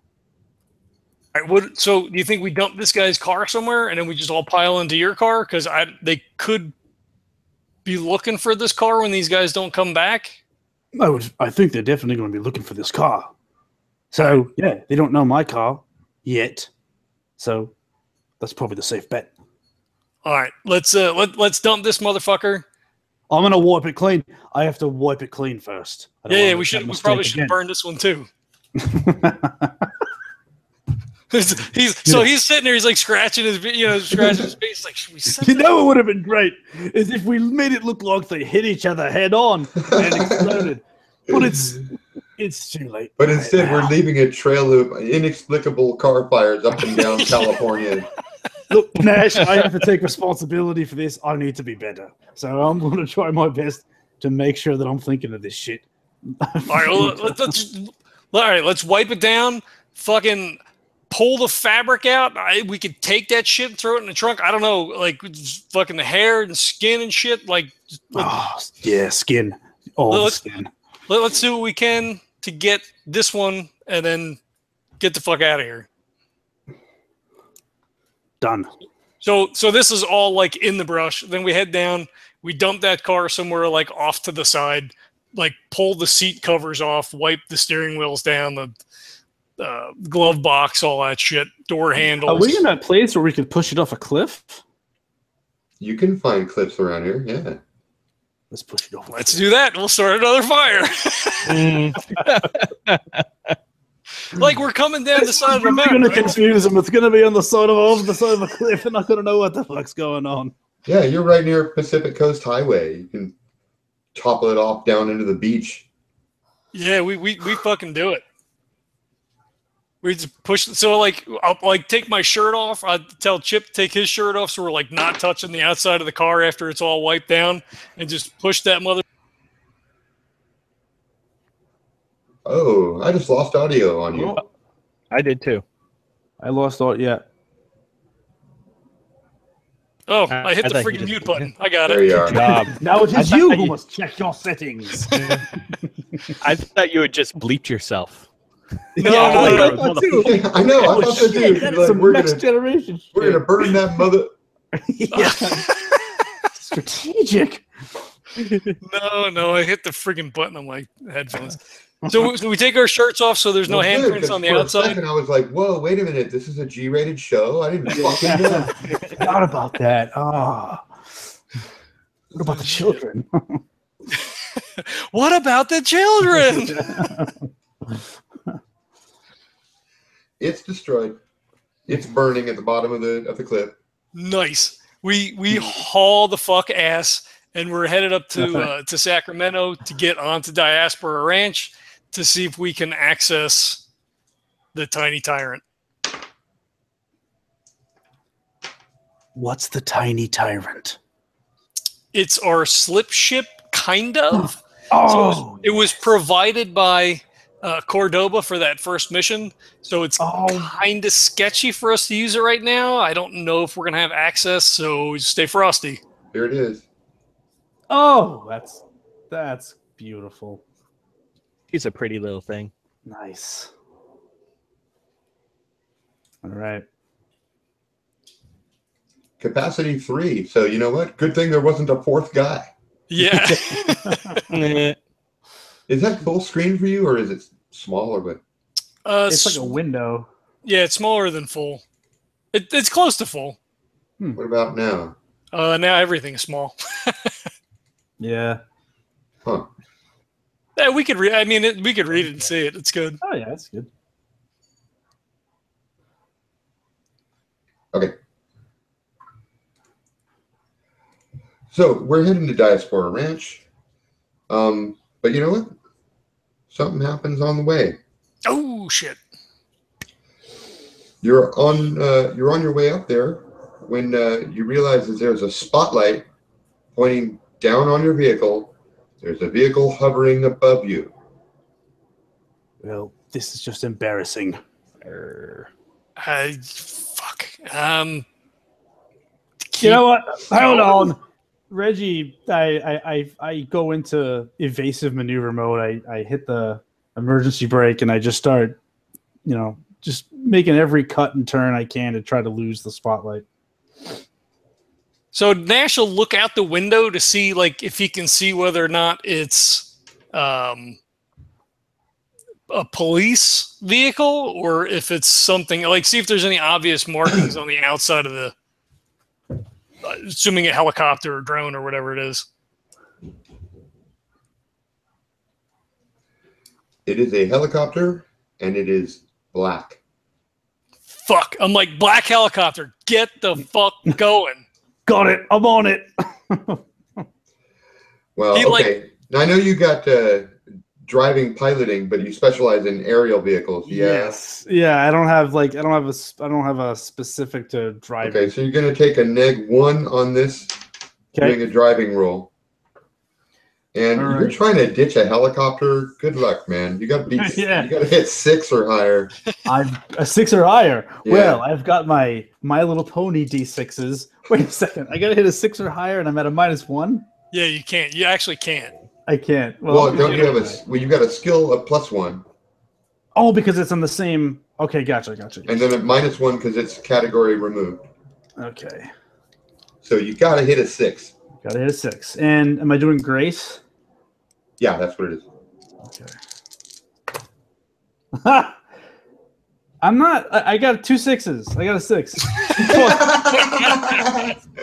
Motherfuckers are weighted. So there's like a tunnel or like a patch of trees or some shit that you like. They're coming in low, and you're like, watch this, like off fucking road into the forest. Yeah, I mean, I'm not on the road anymore.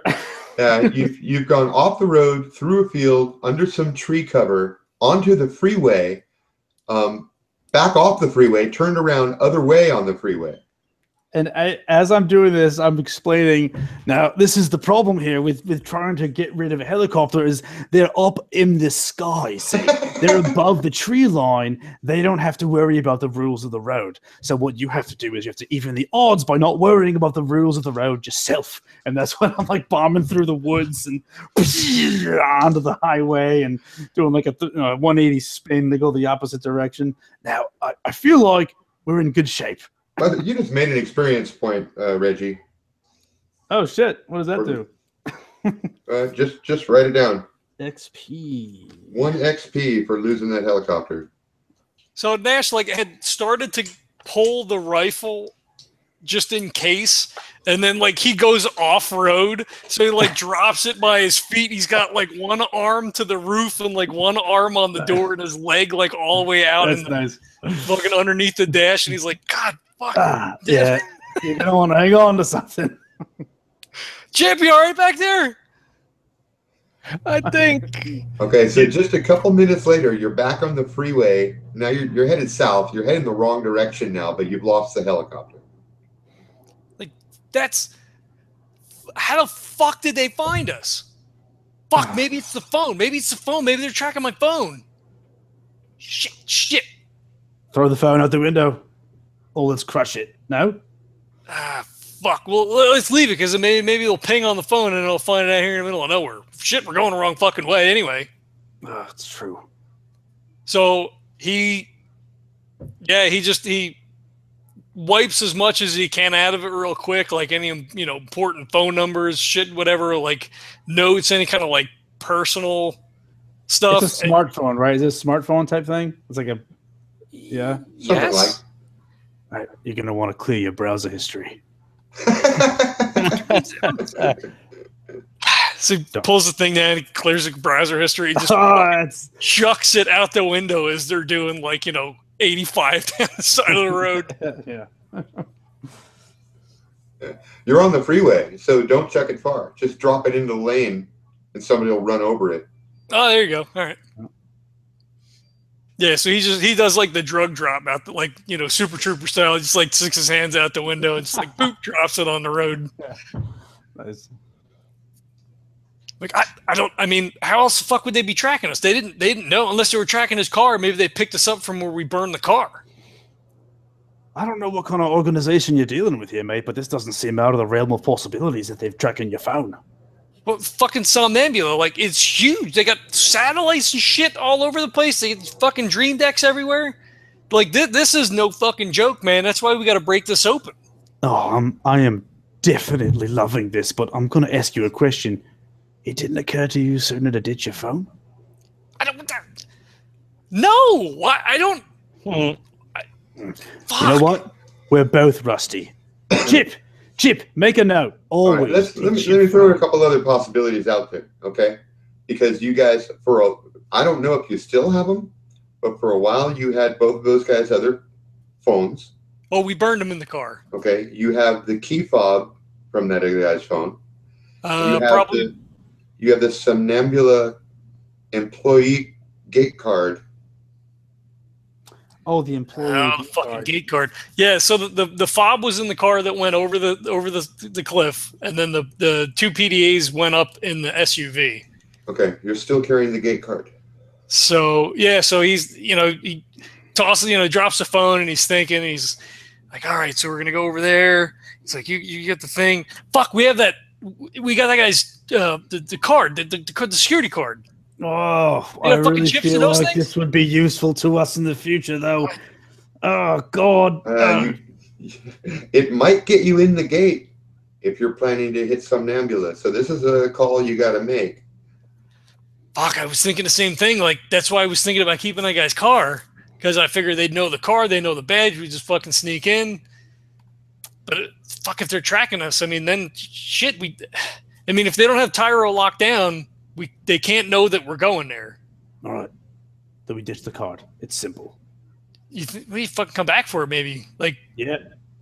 Pull over. I'm assuming at some point we pass a rest stop. I'm like, pull in here. We fucking ditch it in a hole in a tree in the parking lot. Do we want to wait to see, just to confirm it, to see who comes? Or do we want to get the hell out of there?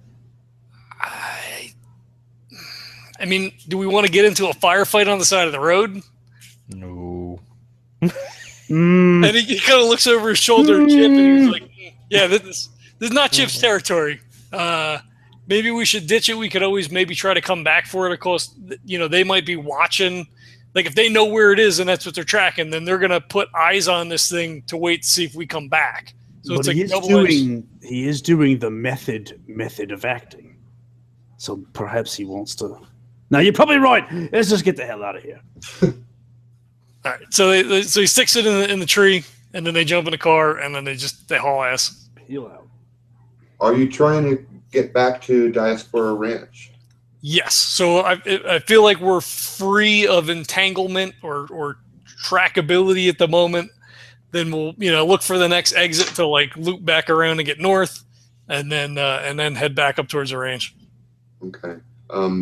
There really is only one main access road into the area, unless you feel like off-roading it. There's just that one road. So I mean, Nash has been there. Like, they have business there. They work out of there, so he's not overly concerned unless, like, he's worried that Cordoba has a lot of control over what's happening, and he doesn't have any.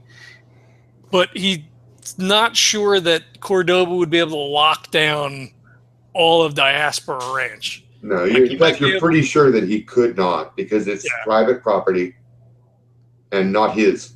Yeah. So, I mean, there's possibility that they can lock down Tyro, like if he's got some, fucking main code or some shit. But, like, it was under our control, as it were, because we were, like, renting to own sort of thing. So he's thinking it's the best bet. A, it gets them out of harm's way, because they're not on the planet. And then if they get to the dream world, and if Chip and or Reggie has some kind of magic hoodoo where they can investigate what was on that thumb drive, then they've got two potential avenues of gaining more information. Right. So he would just balls out up to the front gate and drive in like they own the place, or I guess Reggie would drive in. Okay. Yeah. Well, up at the front gate, you've got your own pass that lets you get in the front gate. There's no problem. Nash shows his ID, and in they go. In you go. You're not countered in any way. When you walk into Diaspora Ranch, there's a couple of vehicles out front. It's getting pretty dark. It's like 8-9 p.m. now. But there's always a couple of vehicles around. Some people leave at weird times. You never know when you're going to get a jump window. So there's nothing seems unusual about the lot. You walk in past the big monuments for the pilots who died in other slip spaces, and in through the entry room where the secretary greets you, past her through the big double doors to the gigantic super warehouse, the hangar, where you see the tiny Tyro. You see a couple of other ships. Nothing seems particularly unusual. You've got a flight crew preparing their vehicle for a window. It looks like they'll be leaving within a couple hours because they're charging up the superconductor batteries. And you've got some people here that on duty tonight is Roger, and he's the foreman. Roger Haynes. He's the floor foreman. You've met him before. He's the guy you're going to have to talk to if you want clearance. Okay. So he'll make his way, he's taking everything in, making sure that everything looks copacetic. He spies Roger, and he's like, that's the foreman. We gotta get over there. We'll talk to him and see if we can't get a time to get out of here. The windows come up at weird times and shit. So let me see if we can't pull something together, and I want to see whether or not anybody's been nosing around. It's funny you should say that, because Roger walks right up to you and says, "Hey, Jack. Hey, what's going on? You just missed them. There was some businessmen. They were here. They were looking for you." What did they look like, and who did they say they were working for? Didn't say who they were working for. They just asked for you, but they look like nice gentlemen. Expensive suits, matching. What did you tell them anything? What were they asking about? I had no idea you were coming up here tonight. No, I told them I haven't seen you in weeks. All right, good. Hope I didn't blow anything for you. No. I think inadvertently you probably helped us out. They didn't leave a card or anything. They did, as a matter of fact. Let me get it. They told me to call this number if I ran into you, but I guess you can call him yourself. So I take the card. Does it have like is it a business card with a name on it, or is it just a phone number? It is a business card with a name on it, and the name is Dr. Ingwe Cordoba, Somnambula Inc., CEO. And he looks at the number. Is it the number that we pulled off the inside the SUV when we first got in? It's that. It's in the same block of numbers. Okay, same block of numbers. All right. Roger, how long ago did they leave? 45 minutes maybe. Okay, that should be. These guys, they came in a helicopter. All right. Well, I figure you're making good for yourself. Got some corporate contracts. Yes, in a manner of speaking, I would say that's probably true. Do you have a window where we could get out of here sooner than later, do you think? Depends how soon you mean. If you can charge up within 20 minutes, I can clear you. But otherwise, you're going to have to wait an hour and a half for these guys. I look over at Chip and Reggie, and I'm like, can you do this in 20 minutes? Oh, yes. I think we have a window, boys. All right. Time to go prep the ship. All right, let's do it. Thank you, Reggie. Or Roger. You're welcome. We'll have this thing all fired up and ready to go. All right. I'm keying you in for 9:18 p.m. I'll count you down. Thank you, sir. And he will like quick jog over to the tiny tyrant and see. Oh yeah. Whether or not they so he starts to run and then he stops and he waves you guys to the ship. Oh, and then right. He runs back over to Roger and he's like, Roger, they fuck with the tiny tyrant at all? I mean, no. I wouldn't let him pass the yellow line. Nice. You are the man. I owe you big.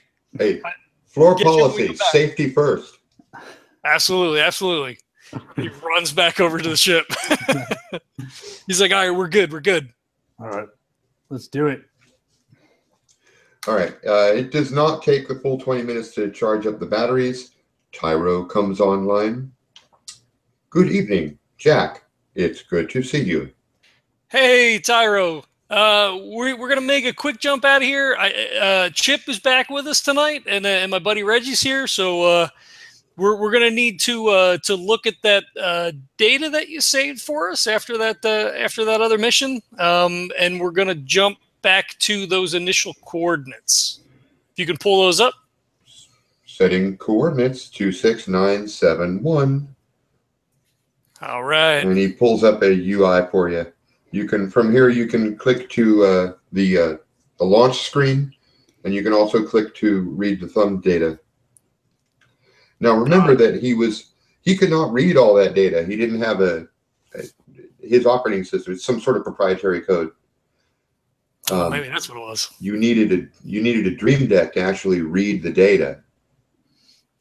Would Susie's Dream Deck still be sitting on the ship? Because, again, it wasn't one of those things where you said, oh, well, we take it back home. We brought it in to read everything, and then we bounced. So your call as to whether or not we would. Yeah, it could still be on the ship. Okay. You had two other ones. Yeah, so I'd never opened mine, and the first time we did is when we went back to my apartment, and we didn't want Susie to have it anyway. Right. So I don't think we would have brought it back to her. Makes sense. Yeah. Okay. So I will make room in the in the captain's area there, and I'm like, we need to, I guess, hook the Dream Deck up to do something with the stuff on the thumb drive. I leave this up to you guys. Like, I will finish locking shit down, and you guys take it away. We both look at each other like, oh. Okay. But he's got he over his shoulders, like he's got the coordinates, everything's pulled up, like just punch the buttons and let's get the fuck out of here. We got 5 minutes. All right. 5 minutes. We do whatever we need to do. Well, make rolls. All right. So who's going to make the jump, Reggie? Well, yeah. This is a slip ship Yep. situation? Slip dynamics? Oh yeah, okay. Yeah. Reggie's he runs his fingers very slowly and awkwardly along the control panel. Oh, it's been a while since I've done this, but this is going to be wonderful. And then I'll do my calculations. All right. This is a dream worlds are tricky because they're kind of unstable. So this is a difficulty 5. Difficulty 5. I'm doing psych and slip dynamics. And I really hate to do this, but I don't believe Reggie has ever even heard of navigating into a dream deck. In case you want to it's not a dream deck. No, it's a dream world. It's a dream world. Another universe. Okay, all right. So we'll go with the 4 plus 2, and you said -1? Nope. Would he actually get a plus? Well, no, because so Tyro has a coordinates and like the. So would he get a bonus for having Tyro having been there before? Since we've already made this jump, like is it already kind of stored in the computer, or I don't know how that works. So I forgot to ask the question. If we were, there is no rule for this, by the way. You just asked something there's no rule for, but I'm going to shoot from the hip.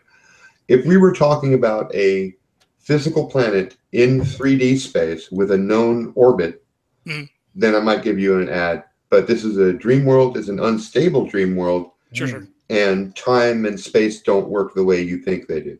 Gotcha. Okay. All right, rolling it. 6. I mean, 6 plus 2, 8. You've done it. That's another experience point for Reggie. Okay. Do they weight the dice for the kids so they always succeed at stuff? Right?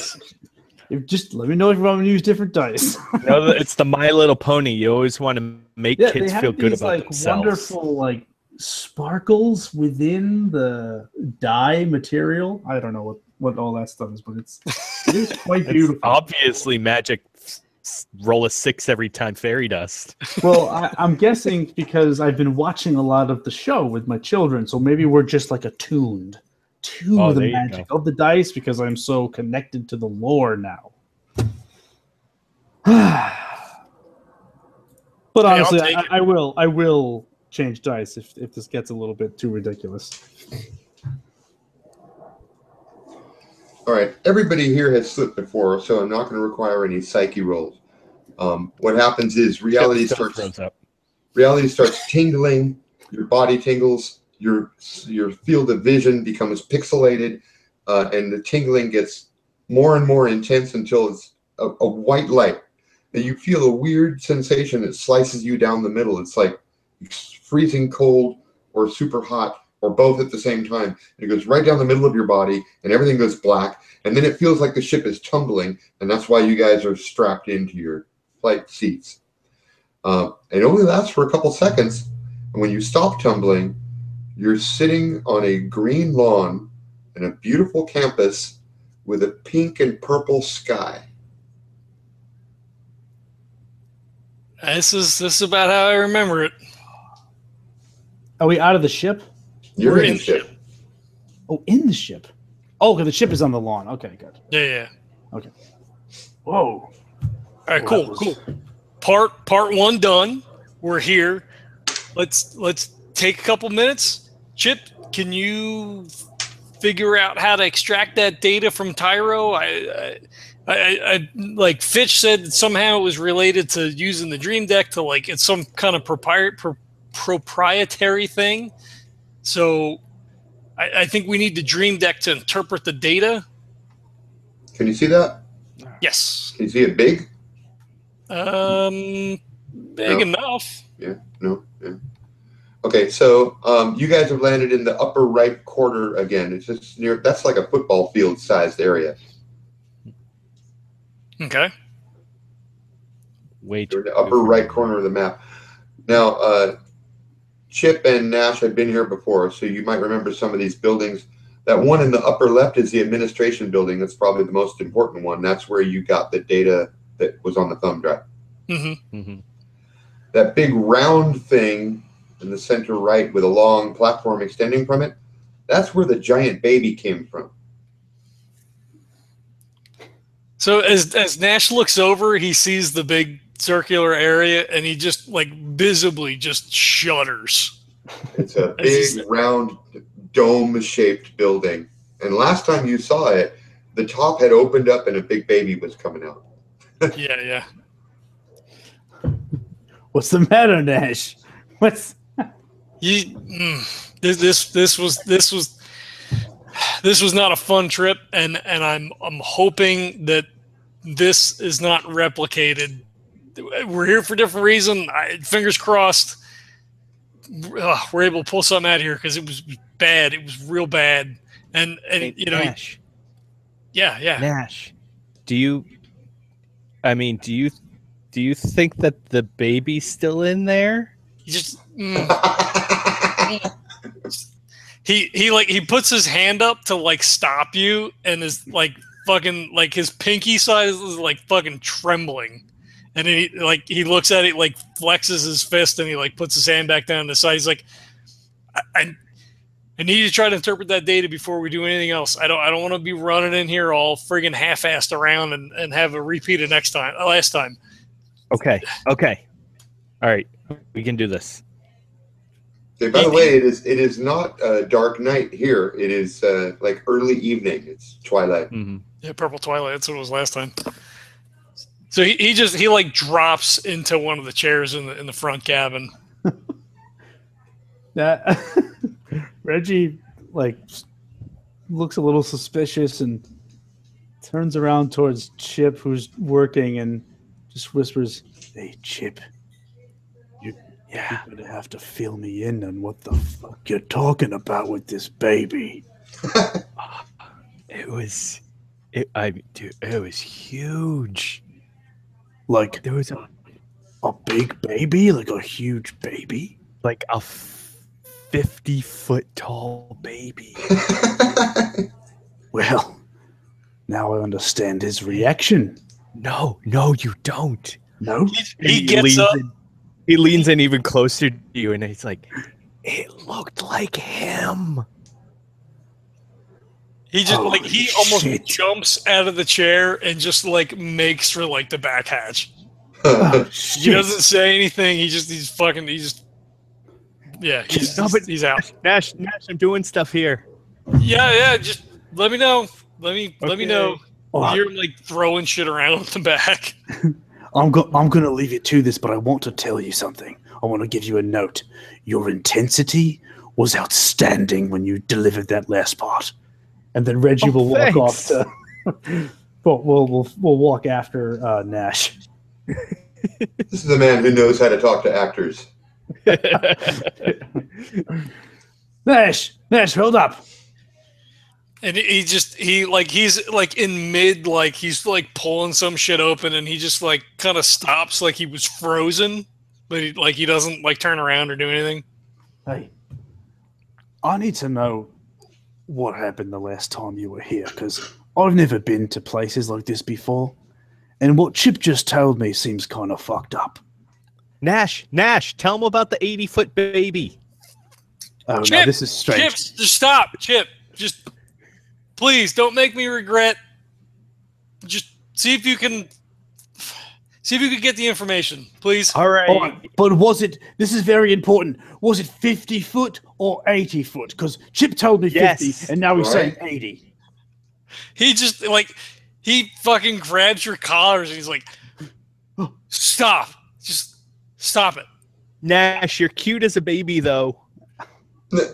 He's like, fuck you, Chip.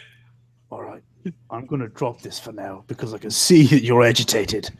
But I'm going to have to come back to this to find out what the hell we can expect, because I've never been in a dream before that wasn't mine. And now there isn't much here that's probably going to frighten me, but it might take me by surprise. It's not frightening so much as it's an existential fucking hole, like just torn. Look, this is Susie's dream. This what we're in is Susie's dream. That motherfucker Cordoba sent us here, didn't tell us, had no idea. We come in, he's like, oh, I need you guys to get some fucking data. So we go in, we get the data. They reacted badly to Fitch, which was weird, but I mean, whatever, it's a dream world, so who the hell knows? We get the stuff out, and we come back, and then we find out that it was Susie's dream, and the baby was our baby, okay? It was our baby, but there's no real baby because we didn't have a baby, but in her dream, there's a baby, and fucking we left, and then she was like, oh, shit was fucked up, and then she was like half crazy and something. Look, it's just not, it wasn't good. It's not good. Not good. It wasn't good. Flowers, the fucking teeth. He starts to like, he just fucking like whole body starts to fucking shudder. Tell him about when you passed out. That was a good one too. Tell them about when you pissed your pants. Yeah. Yeah, that was. You don't have to bring that totally up, identify with that, but please, Nash, sit down. Because I was going to ask you why she would be dreaming about a 90-foot baby that looked like you. But if it's supposed to be hers, and why the hell it'd be in an amphitheater, for God's sakes? But maybe this woman really, really loves you enough to be dreaming about your offspring. This is more important than I even thought before. Do you love this woman? Well, I mean, that's like the existential fucked up part, because like we were like together, but like she was more into things that were happening before. And then this is like a whole other revelation. Like, it's not just like, oh, do we move in together? And like, whose house do we move into? Like, this is like inside her fucking head. Like, this is her aspirations and it's a whole fucking thing. Like, this is not just like, oh, you guys want to get married. Like, we're literally, and now I don't even know, and he's got her some kind of way, and it just can't. It's taking away my ability to even like have a thought, because he like, I don't know what the fuck's going on. Maybe you should stay here. You just spent a whole lot of words to say nothing at all, Nash. Yeah. Maybe you should stay here. You should tell me what needs to happen, and then I'll go get it. Because it sounds like her psyche within this dream is reacting to people in your lives, and she's never met me before. But so Fitch isn't here, so you know you should be fine. And I don't really know what the fuck we're looking for, which is why Chip is supposed to be doing the thing. Okay. And I got it. And then, you know, if we'll see, and then maybe we just like go for a fucking stroll and talk to people. Like, maybe there's a corollary of her here that's not fucked up, and like she's here in like, all right, solid. Brains roll for Nash. All right, roll as high as you can. 6 and a 4. Woo! Yeah, you remember this campus is actually sort of like a dream allegory for the actual campus. Yes. That Susie really goes to, and that not the big square building, but the one to the left of it that's got like two parts, a square part and a rectangle part connected by two little rectangles. Mm-hmm. That building there is the one where her classroom is. Now, you remember when you and Fitch went through her dreams, there was one dream from within that classroom, and Susie was there. Yes. She's sitting in the room listening to her teacher and looking out the window at the library. So just now when you said maybe there's a version of Susie here, suddenly you remember, oh yeah, there is. She's sitting in that classroom. Right. So I'm like, so she is here, because Well, she was last time you looked at the dream. Yeah. Well, this is where his head's going. Because when we were here, we saw her through her eyes that she saw that we were here. So she was dreaming that we were here when we were here, which is weird in and of itself. But she might still be here, even though nobody's really here except for us, because this is a dream, and these people don't really exist except for us. All right, I've seen movies, Nash. Well, whose consciousness are we in right now? Who's the dreamer, and whose consciousness is populating the dream? Susie's still, I think. I mean, regardless of her state now in the real world, and he uses air quotes, this is her thing. So, I'm all right. We need to find her then. All right. Do you want to help Chip? Where are you at? Are you almost done? Because like I'm. Can I aid? Is there like a help option? There is. When somebody's making a roll, you can help them do whatever they're doing. Do you have to be? Would you just roll like the base stat if you don't have any skills, or is it just? You roll the base stat, and there's a slightly different table where we find out whether your help actually helped. All right, cool. Then I'll at finding out this stuff, I will go and actually help Chip, as if I can. Help do what? Hook up the dream deck to try to dream deck to try to pull info off of the to rip the info from Tyro. Okay, so the helping person is secondary. Who's the primary? That will be Chip.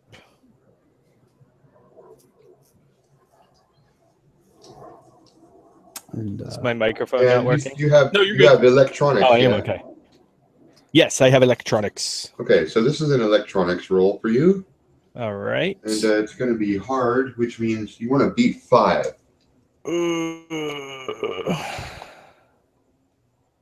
All right, so I roll, let's see, 2 of these suckers. And...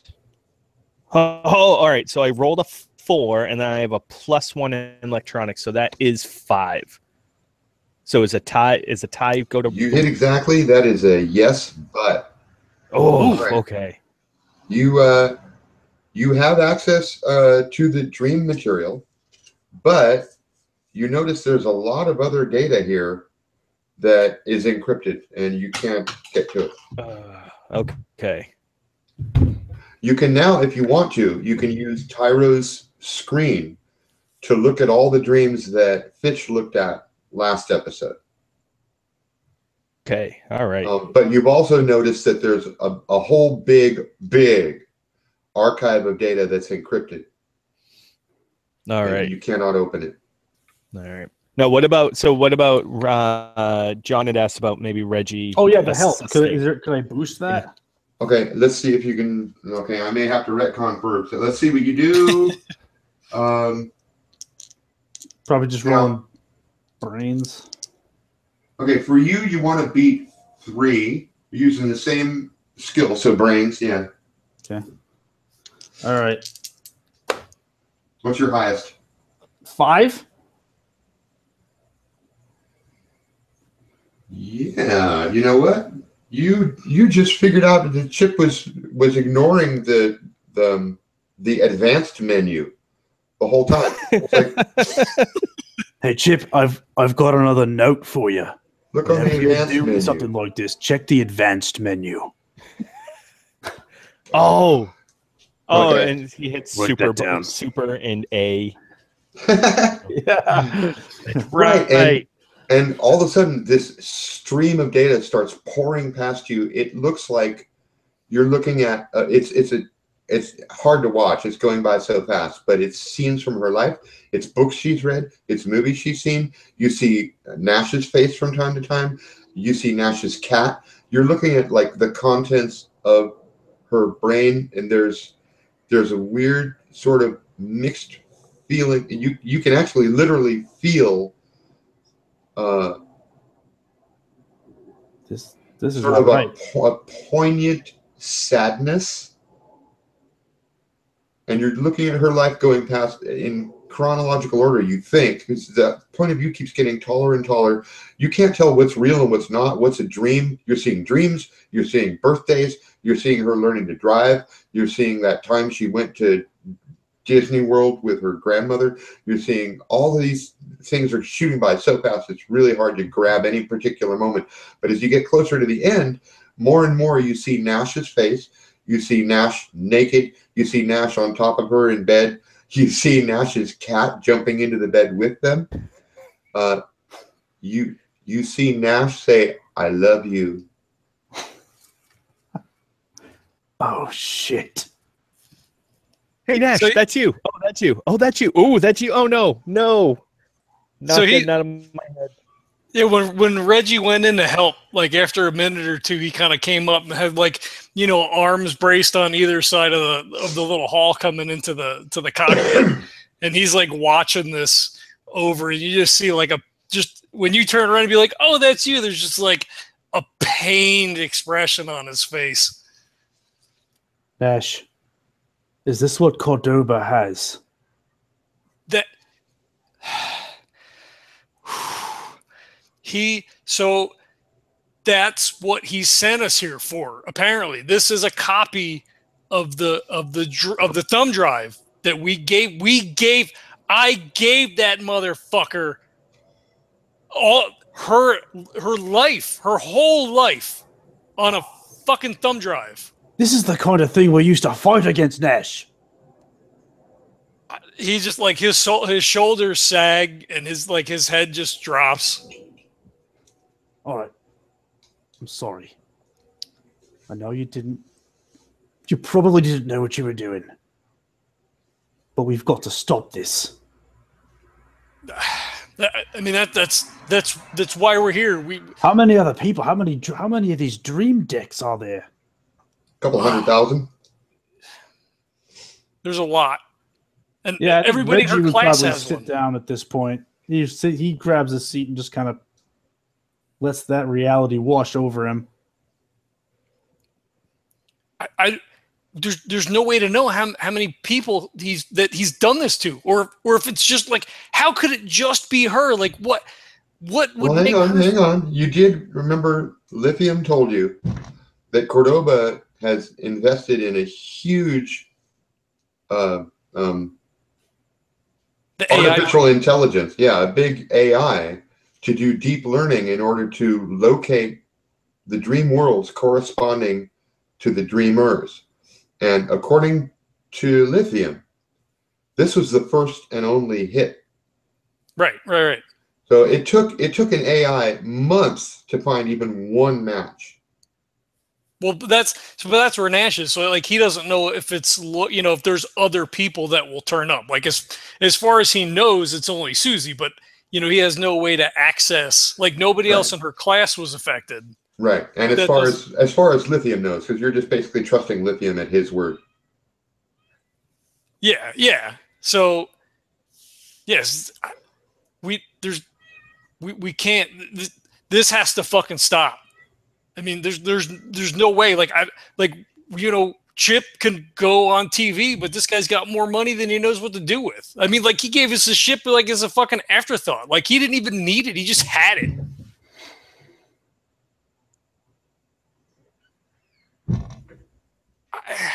All right. What do we do now that we're here?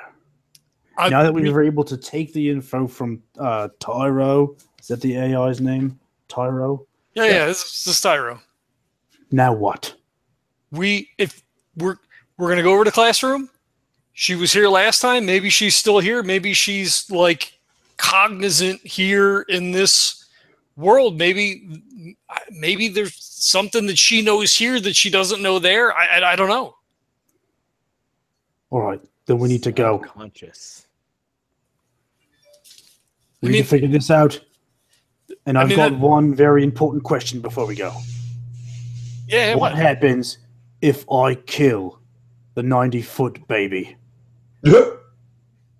He looks like he's gonna hit you for a minute. Like he just kind of drops back a second, and then I'm assuming it's a hostile 90-foot baby. he closes his eyes, he kind of clenches his fist, and he's like, no, we're not killing anybody. This dream universe, this little bubble that we're in, is reactive to things that take clear mind. We're no. Okay. And besides, Reggie, those hands, those giant, pudgy baby hands, could just like, pinch your head. It would be horrific. He just stares knows exactly where my mind's at. So you're telling me that this is not a hostile giant baby? No, nothing is hostile here. I have never met a baby that wasn't hostile. You know what? That checks out. He's just sighs. He's like, if there's nothing else on there, like if it's just a tally, then let's head over to classroom and see if she's here. Let's do it. Lock and load. Chill with that shit. No, okay. No, you're right. You're right. He leaves his weapon on the ship. Okay. Reggie will leave his weapon too. Are we all disembarking? Unless there's any conscientious objectors. All right. Chip never felt comfortable around guns anyway. Who steps out first? Nash would be in the lead. Nash, as soon as your foot hits the ground, there is a sort of a wind chime tinkling sound that echoes across the sky. Little red sparks begin appearing in the sky, just sort of like shooting like lots and lots of little red meteors. Okay. He takes another tentative step out. Ground beneath your feet, it's sort of a bluish green color. It turns brown, slowly getting browner as you stand there around your feet. He jumps back onto the ramp. Okay. And looks to see whether or not the sky changes and whether or not the ground changes. It doesn't. We may have fucked this up the last time we were here. This may be more hostile than I thought, guys. So, guns then.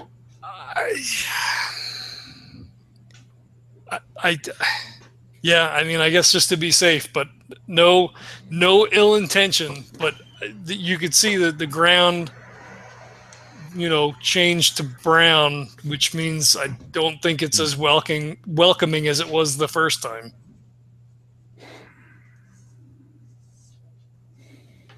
Just stay frosty. I mean, I feel like we've got to do it. I mean, maybe I can, maybe I could set things right with her here. Well, I don't know. Well, what do you want to do, man?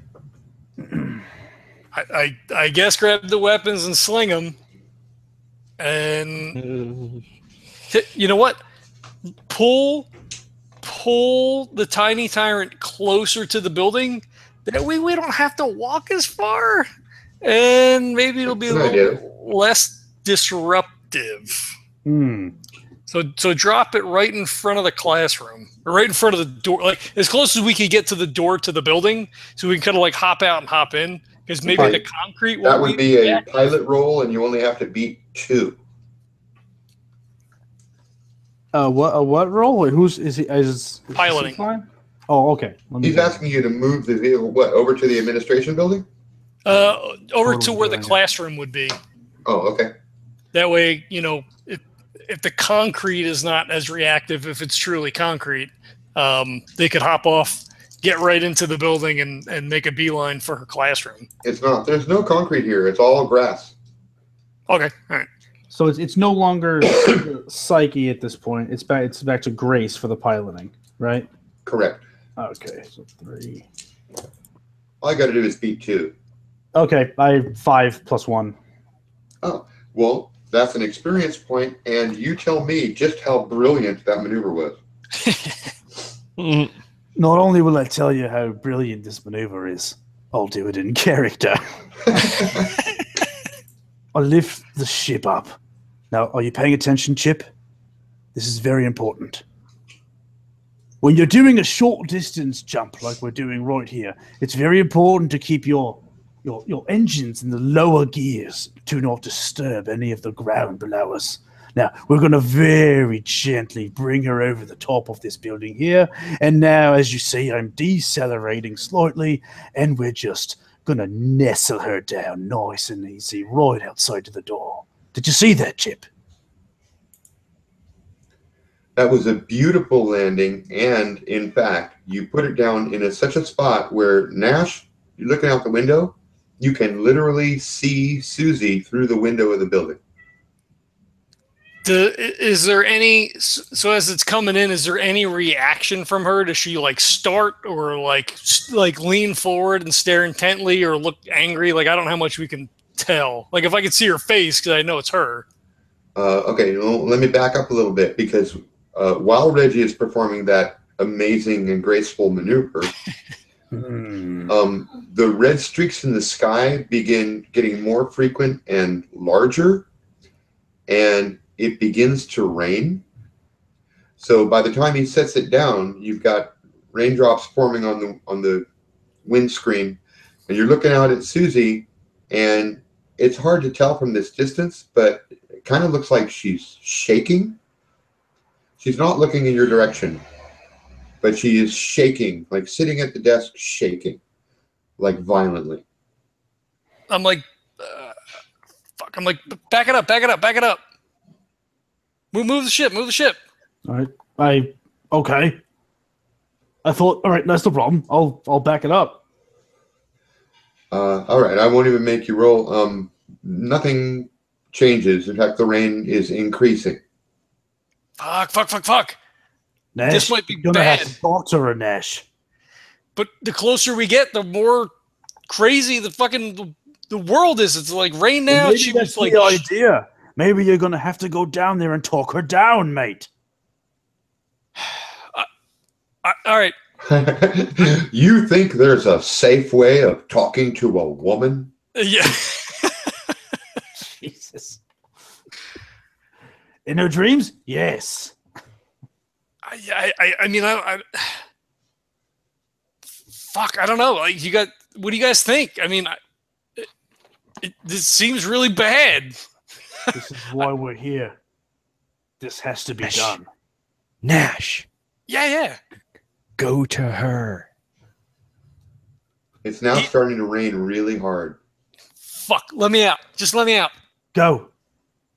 He throws the gun on the chair, and he just like hops out the back, down the ramp, and then into the building, and up the steps. Be with her, Nash. Be with her. All right. Chip, I don't want you to think I'm overdoing this, but you are just delivering these lines perfectly.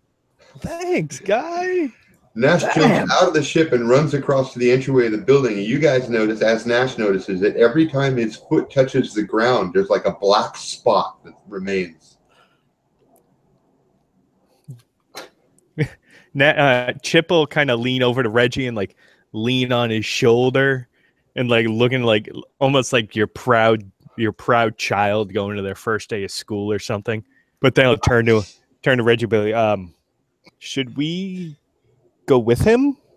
No, he's got to do this himself.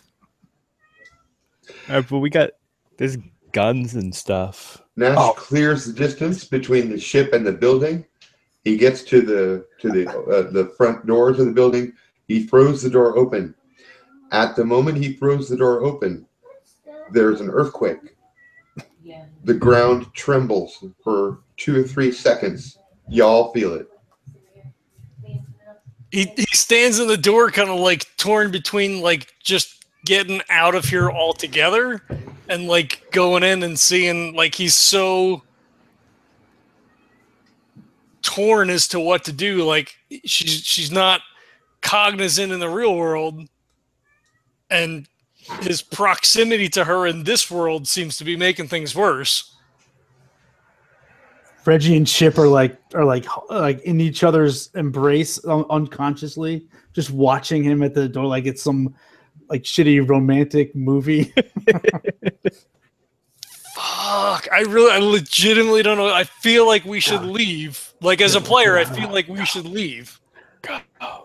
But like as Nash, I feel like he would be committed to getting in and trying to like, you know, pulling a Chip and like putting his hands on her face and pulling her in and like, you know, you love her.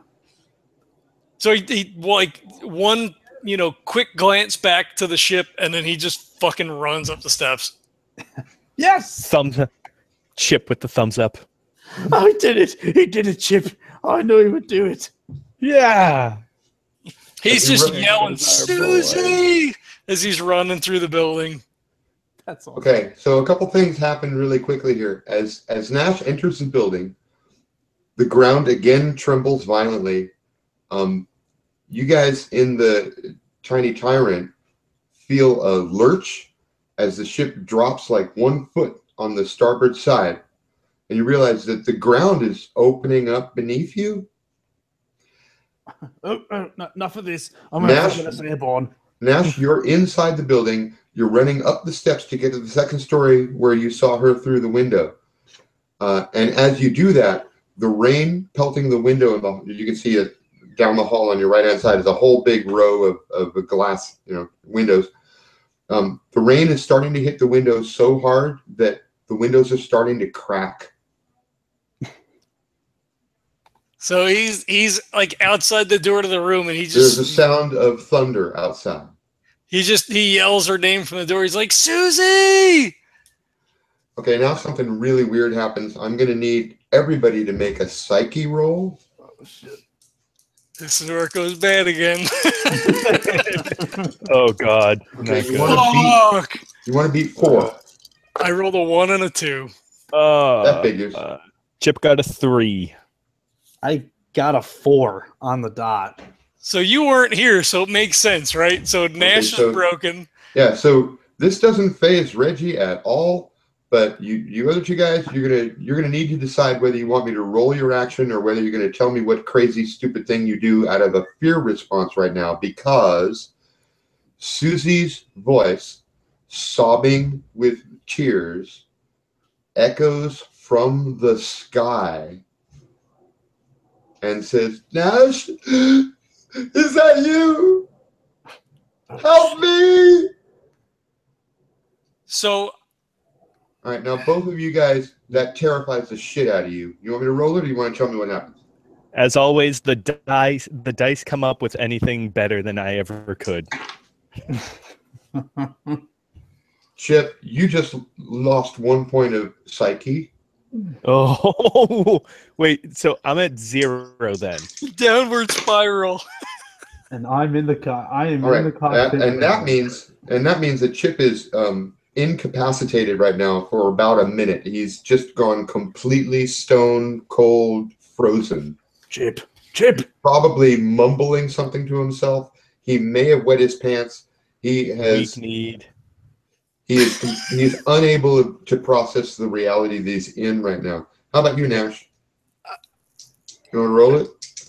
Yeah, I mean, I kind of feel like he would run to her in the chair knowing that it wasn't necessarily her, but that doesn't sound all that crazy, so I'll let you roll it. Okay, you're halfway up the steps. You call out her name. You hear like the sky itself. It's like, giant speakers in the sky, 170 decibels. And you hear her voice. You fall to your knees and release your bladder. We're P brothers. But you keep on moving. Okay. Outside, the earthquake seems to not be ending, and the ship lurches one more time. Inside, the lights are beginning to flicker, and the windows are beginning to get smashed by these. It's now like hailing, and they're purple, big purple shards of ice hurling from the sky, breaking windows. The ground is trembling. Colors are starting to fly through the sky, different colors just shooting across sort of chaotically. Nash, you make it to the top of the steps.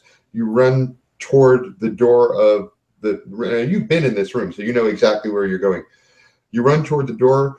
You hear her cry out one more time. She says, "I have secrets, Nash. I have secrets." And he yells like at the figure, but knowing that it's not there, and he's like, "Where are you? What secrets? How can I help you?" And he's running to her form in the chair to just envelope her in his arms. You enter the classroom. You see about 100 students. It's a big auditorium-style classroom. She's sitting right near the front. All of the other students are completely immobile. The teacher, your psychiatrist, is standing at the board. She's got her hand up like this. She's pointing at the board, but she too is completely immobile. The only person in this room that's moving is Susie. She's shaking like Marilyn Manson in the "I don't like the drugs, but the drugs like me" video. Yeah. This is not a natural shaking, and she becomes transparent for a second, and then you can see her again. She's phasing in and out. So he rushes to her like a bad television signal. Yeah, he rushes to her. He falls to his knees. He goes to put his arms around her. I don't know if she'll be physical form, but at this moment she's physical form. So he grabs her and he pulls her in real tight, and he's like, I'm sorry, I'm so sorry. Where are you? How can we get you back? You took my heart. You took my heart, Jack. No. She phases out and your fingers go right through her. And he just no! And he just crumples to the floor. And he's like, no. She's back again, trembling and shaking. It's like a loop. It's like a film loop. It just keeps happening over and over. She phases in, phases out. She's trembling. The voice that you hear isn't even coming from her lips. It's coming from everywhere, all around. And she's crying hysterically. She says, "You took my heart. You weren't supposed to know." And then he just fucking snaps up ooh. So now he's in the moment sure that she was fucking pregnant and didn't tell him. So he's like, "Where are you? Can you hear me? Where are you? What do I do?"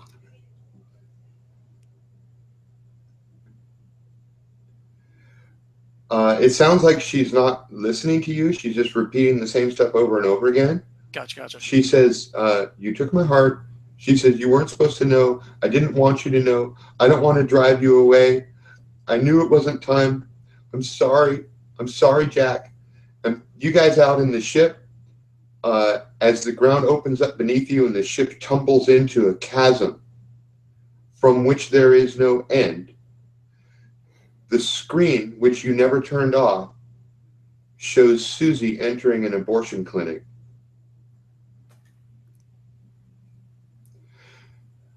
Oh, you probably don't want to tell him. You guys probably don't want to tell him that. Everybody hears it because it comes from the sky. She screams out, sobbing, "I killed our baby, Jack!" He's no, and he's out. He's sobbing. He's just like fetal position on the floor in the classroom. What are you guys doing in the ship? Reggie, you're tumbling through space, right? A big hole in the ground opened up, and you just fell right into it. Yeah. Chip's out. Reggie's trying to fire the ship up to keep it from falling. I assumed you were hovering still because I just kind of popped out the back. Well, I heard land. I heard set it down. Yeah. Okay, yeah. But I'm gonna try to keep it from falling. Try to fire it up to get back airborne. Okay, that's cool. Go ahead and make a piloting roll. Beat 2. 4. All right, you have no problem 5 with the +1. You have no problem maintaining the ship, but something weird is happening. You've angled it upward to fly out of the hole you're in. But it's like the ground keeps stretching further and further past you. And even though you're hitting the pedals and giving it gas, it's not gas, but even though you're giving it power to fly upward, it's like the surface recedes from you. So that it's the best you can do to stay about level at like 10 or 20 feet below the surface. And it keeps stretching past you. You're actually burning energy to stay in the same place. Oh, shit. Can I get it to so if I oh my God. Okay. So hovering is just trying to keep it upright so we're not tumbling is going to eventually cause a problem with energy? Well, you've got 23 hours worth of energy left. All right, then I'm gonna do that. I'm just gonna say, well, I'm not gonna get back up to the top, so I'm just gonna stabilize her, and then I'm gonna try to go deal with Chip, who's unconscious, I guess. And what I think I'm gonna do is he's unconscious. He's down, right? He's down. Yeah. Well, it's not like he's comatose. It's more like he's frozen and babbling and drooling on himself and saying nonsensical things. I'm going to take out from my back pocket the little baggie of white powder. Jesus. It's just a little bit. I'm just going to reach in and grab like a couple of flecks, and I'm going to just rub it on his gums. I'm going to stick my finger right in his mouth, rub it on his gums. Chip, it's not a lot. It's only a teensy bit. It's just it's gonna balance you out, Chip. Right. This is all part of it. This is all research. It's research. This is probably the first time Chip has ever had Zoom, and he's got a psyche of 0 at the moment. See, Chip's pretty much done anything. I'm trying to awaken his psyche. It's just a couple of flecks. There's still like the whole. It's like a gram minus like 1. Pinch. I thought you were gonna like kick him, like you're Spec Ops guy. You're like, get the fuck! What are you doing? Guess well, what? I think I probably recognize that. Guess what? This is a little bit different. That actually works. Oh, knew it. Addicted. Chip suddenly comes to, and he's like moving his tongue around and tasting this weird taste in his gums, and he's like, "What happened?" And he looks up, and I'm cradling him like a baby, like, "Yeah, don't worry." Yeah, you okay? Okay. Are you back? Ooh. Let me look at your pupils. Hold on. What's up? Yeah. All right.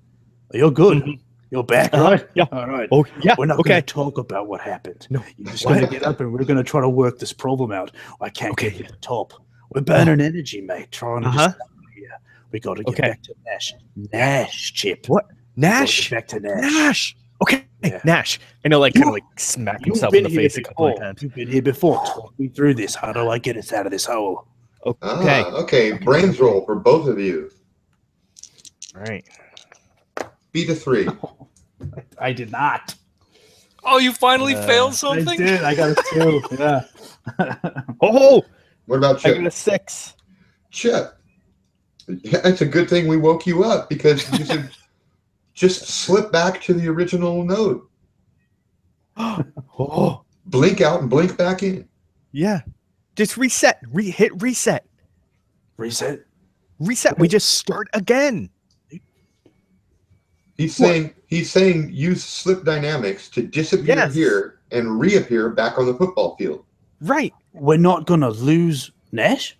No, he's already here. The world is constant. We just poof, Chip, poof, we're good. you beautiful bastard! I'll grab him on the face and give him a big old kiss. And then I'll go do the whole... Okay, so now we need a slip dynamics roll. You're only trying to beat 2. 4 plus 2. 5 plus 2. Oh, Wow, that is another yes and experience point. Right, Reggie's racking up all the experience points in tonight's game. Yeah, I feel horrible. Okay, so the ship disappears and reappears out on the football field. Let's cut back to Nash. Curled up in a fetal position. She's just told you that she aborted your child. Yeah, he's fucked up. Not only did that happen, apparently, Cordoba has his hooks into her in some kind of way. They're here, but she's not here. Her, she's like some kind of hologram in the thing. So like he just like he's out. Like all that stuff is happening, and he's just out. I guess maybe at some point, the window smashes. There's now wind and rain whipping into the room. And I guess maybe that brings him up. So he gets cut by a piece of glass. Like, so the window shatters in, and it like flies by his face and like cuts his cheek, and he kind of like snaps back too. And he looks up and he sees her there, and he starts to like go down again. And then he puts his hand down on the floor, and he like sort of pushes himself up. He looks around the room to this frozen tableau, and he's like, this could be like a dream that's happening now, that she's like, he's like trying to like figure shit out. Like, is she dreaming now and she's having this dream because she's like God in the scene, it's coming from like all around. So he's trying to like suss it all out real fast, and it's not great because he's not like in a good state anyway. Mm-hmm.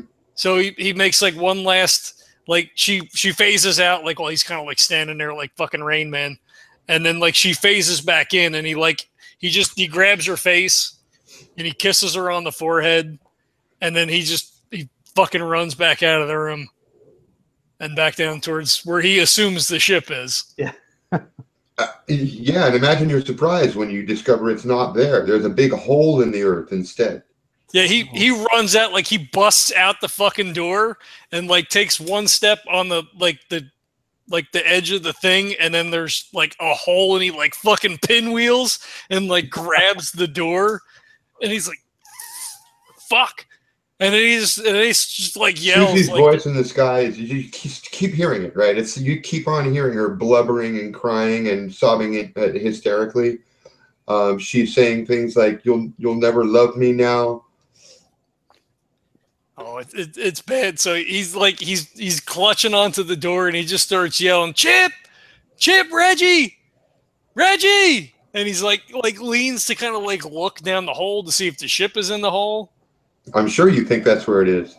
Yeah. So he's like, So he's just kind of like standing in the doorway, like, "Fuck, do I do now?" So I have two real quick questions. Yeah. First is in my in the time that has passed, Chip has managed to get a hold of an automated survival suit. Wondering if that is something that he would have planned to bring with him and he'd be wearing. No problem. Okay.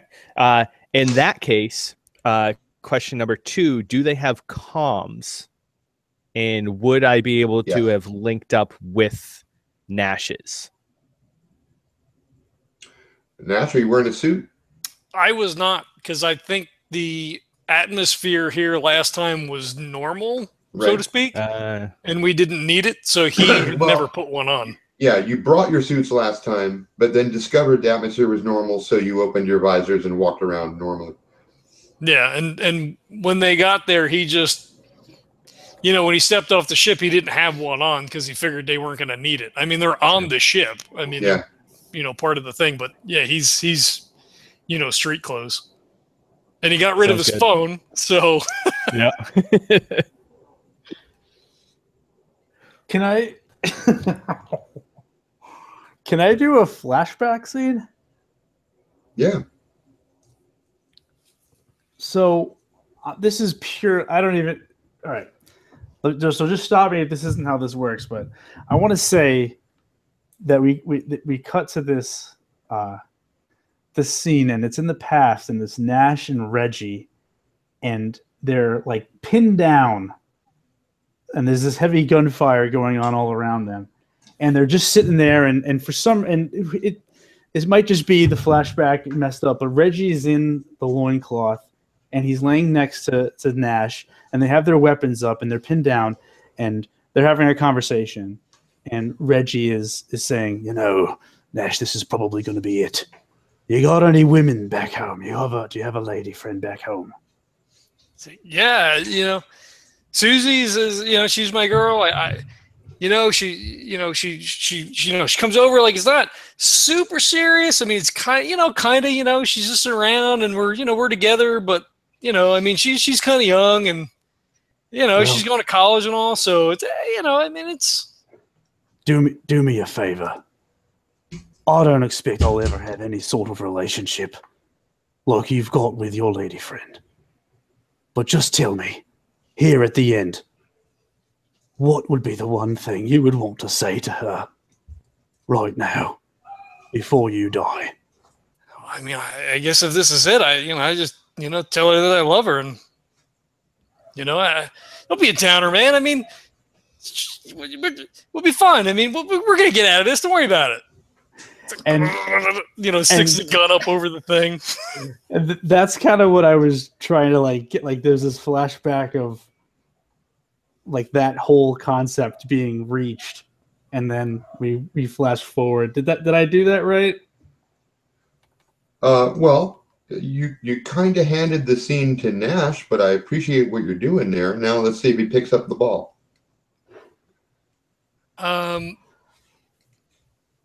He doesn't have the same sort of flashback, but that's where I think I'm probably missing the point of it, because I wanted it to be like a thing. Well, if it was a memory of you realizing something, okay, that could motivate you. But otherwise, we need some sort of ESP. Yeah, no, I mean, it's good flavor. Like it's good, definitely good. So I like the fact that he forced those words out of your mouth, though. And then he glossed over really quick, which is kind of like where he was, so he doesn't see the ship in the hole. Like, you can only lean out so far because shit is shaking and the wind is blowing and fucking rain's pelting him in the face. Yeah. So I think at that point he's like, all right, I need another plan. So he runs back in the building. And he just, I guess would start maybe looking out the windows to see, if they move. Okay, shit, a hole opened up. So they had to move the ship, right? They didn't leave me. Reggie never flaked on me before. So let me fucking reevaluate. Let me see what the situation is. And then he would just, start running and looking out the windows to see, oh, shit, they just moved around the corner. Okay, well, I don't think you're going to be able to see them past the library because that is a big building.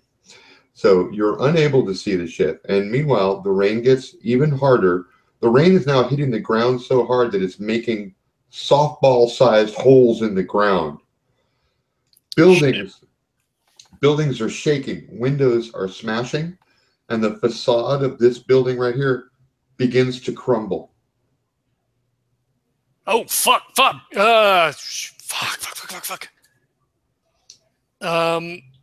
He'll run. I guess he'll run upstairs. He's like, I can't see.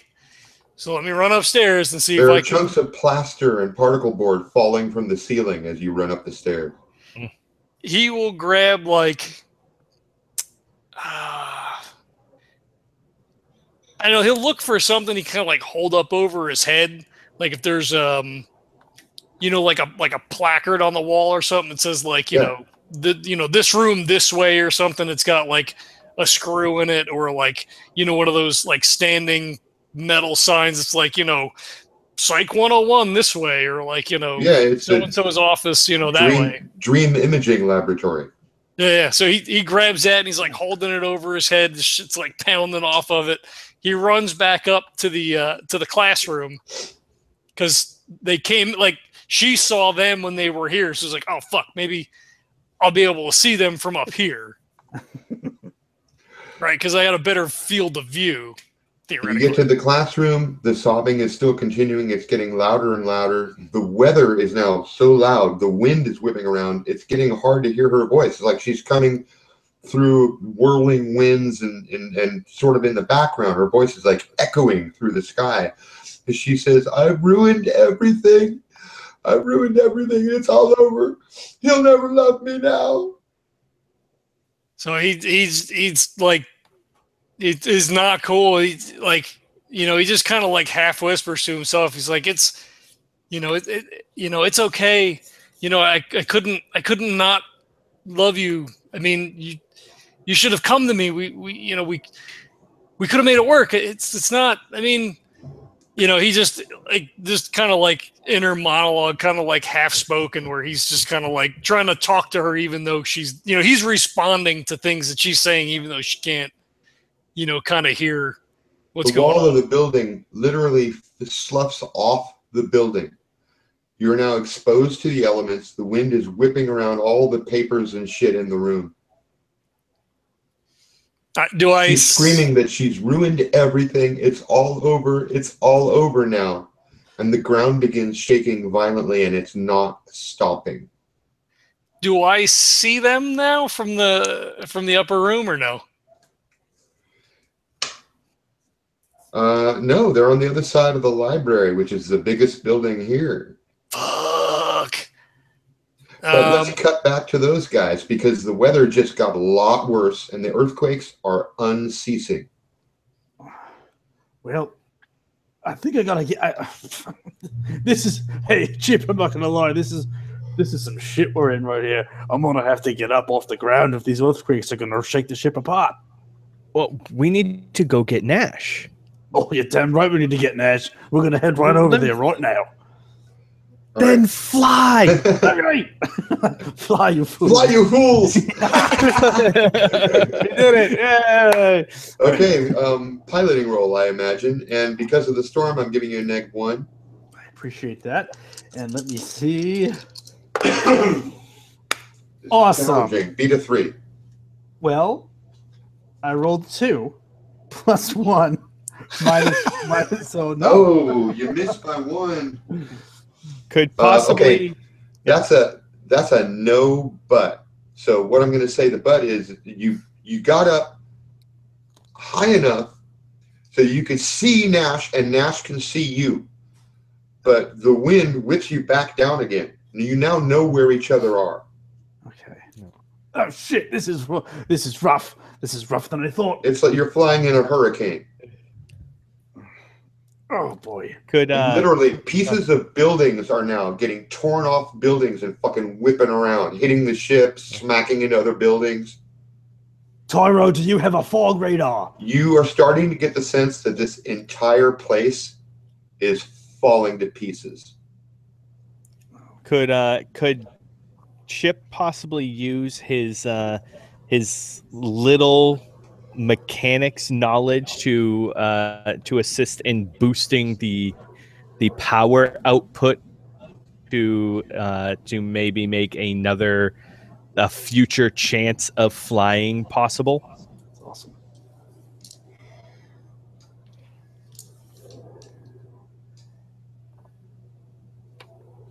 Yeah, but I'm going to call it very hard, so you got to roll 6. Oh, Jesus. All right. Well, I got 2 brains.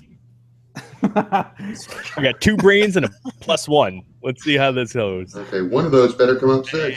And I got a 5 and a 4, so that's a 5 + 1 is 6.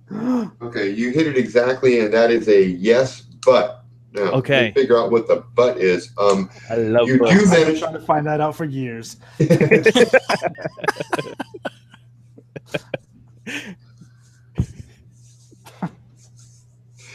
You do manage to boost the power, but in doing so, you have hang on. It shaves off like 2 hours from our total flight or something. Like How about I didn't know he was doing that, so now it like pushes us towards Nash, but like we've lost control a little bit more. Like, oh shit, you're gonna tell me when you're gonna do that now, Chip. Oh, that's good too. I got future. Okay, I'm gonna back up half a second. Okay, so Reggie pulls the ship up. Nash sees the ship. You guys get visual on Nash.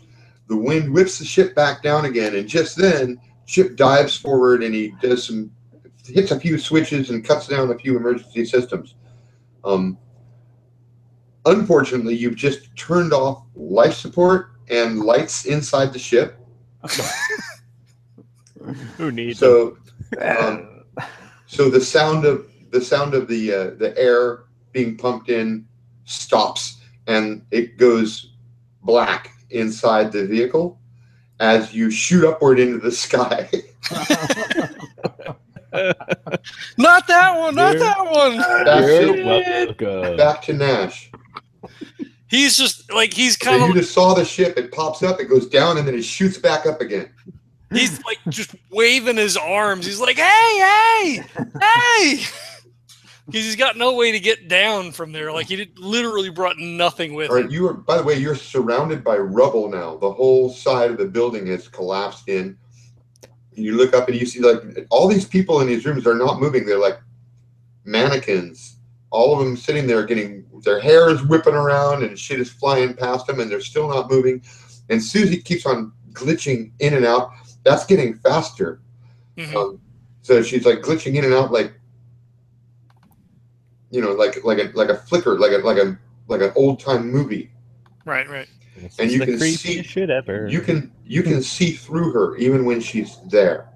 The sobbing coming from the sky is getting louder. She keeps repeating, "I've ruined everything and it's all over."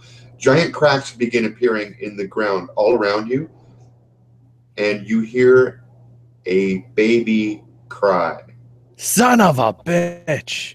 That's that 80-foot baby, isn't it? He turns to see and not wanting to see, and it's a 100-foot baby. He shuts his eyes and he like steals himself, and he just starts screaming, "Come on, guys! Come on, guys!" He's like fucking waving his hand. His like eyes are like half closed. He's like, At this moment, everyone can see the 80-foot baby smash through the walls of the auditorium and crawl out. It's getting bigger.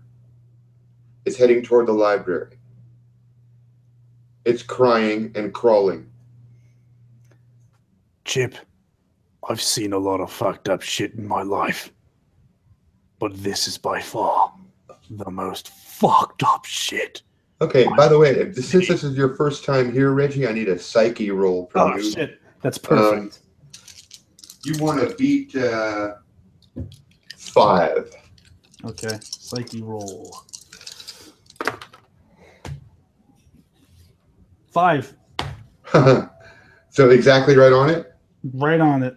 Okay, so that's a yes, but you're holding your shit together, but I'm going to give you a -1 on the next thing you do because you're trembling like a motherfucker. Yes, I am. I like that. -1 on the next.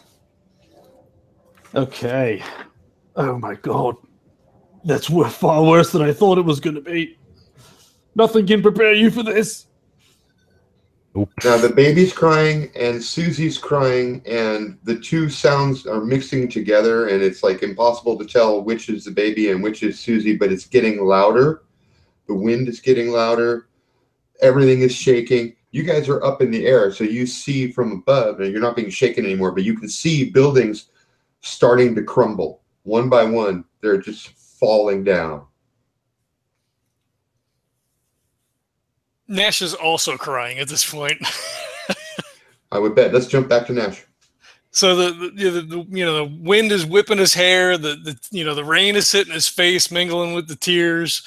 He's just like he's like just completely like existentially wrecked again.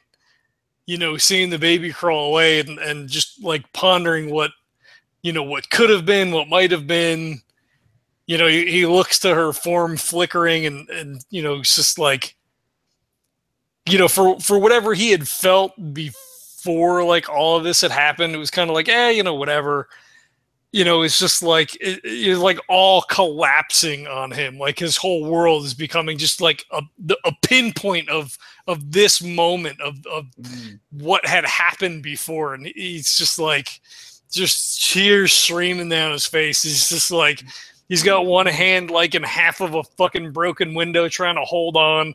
His shit is like pounding on me. Like he almost doesn't even care now. Like plaster shit just like fucking hits him on the shoulder, and like he kind of like fucking swings over, and he's waiting for them to come over because he's bad. He's bad. He's in a bad way. So you're not actually doing anything, just waiting for them to pick you up? Yeah, because he's 2 stories up at least. He doesn't have like any way to kind of get down. He's hoping that they're going to get here sooner than later. Now that they've kind of seen this building might collapse with you in it.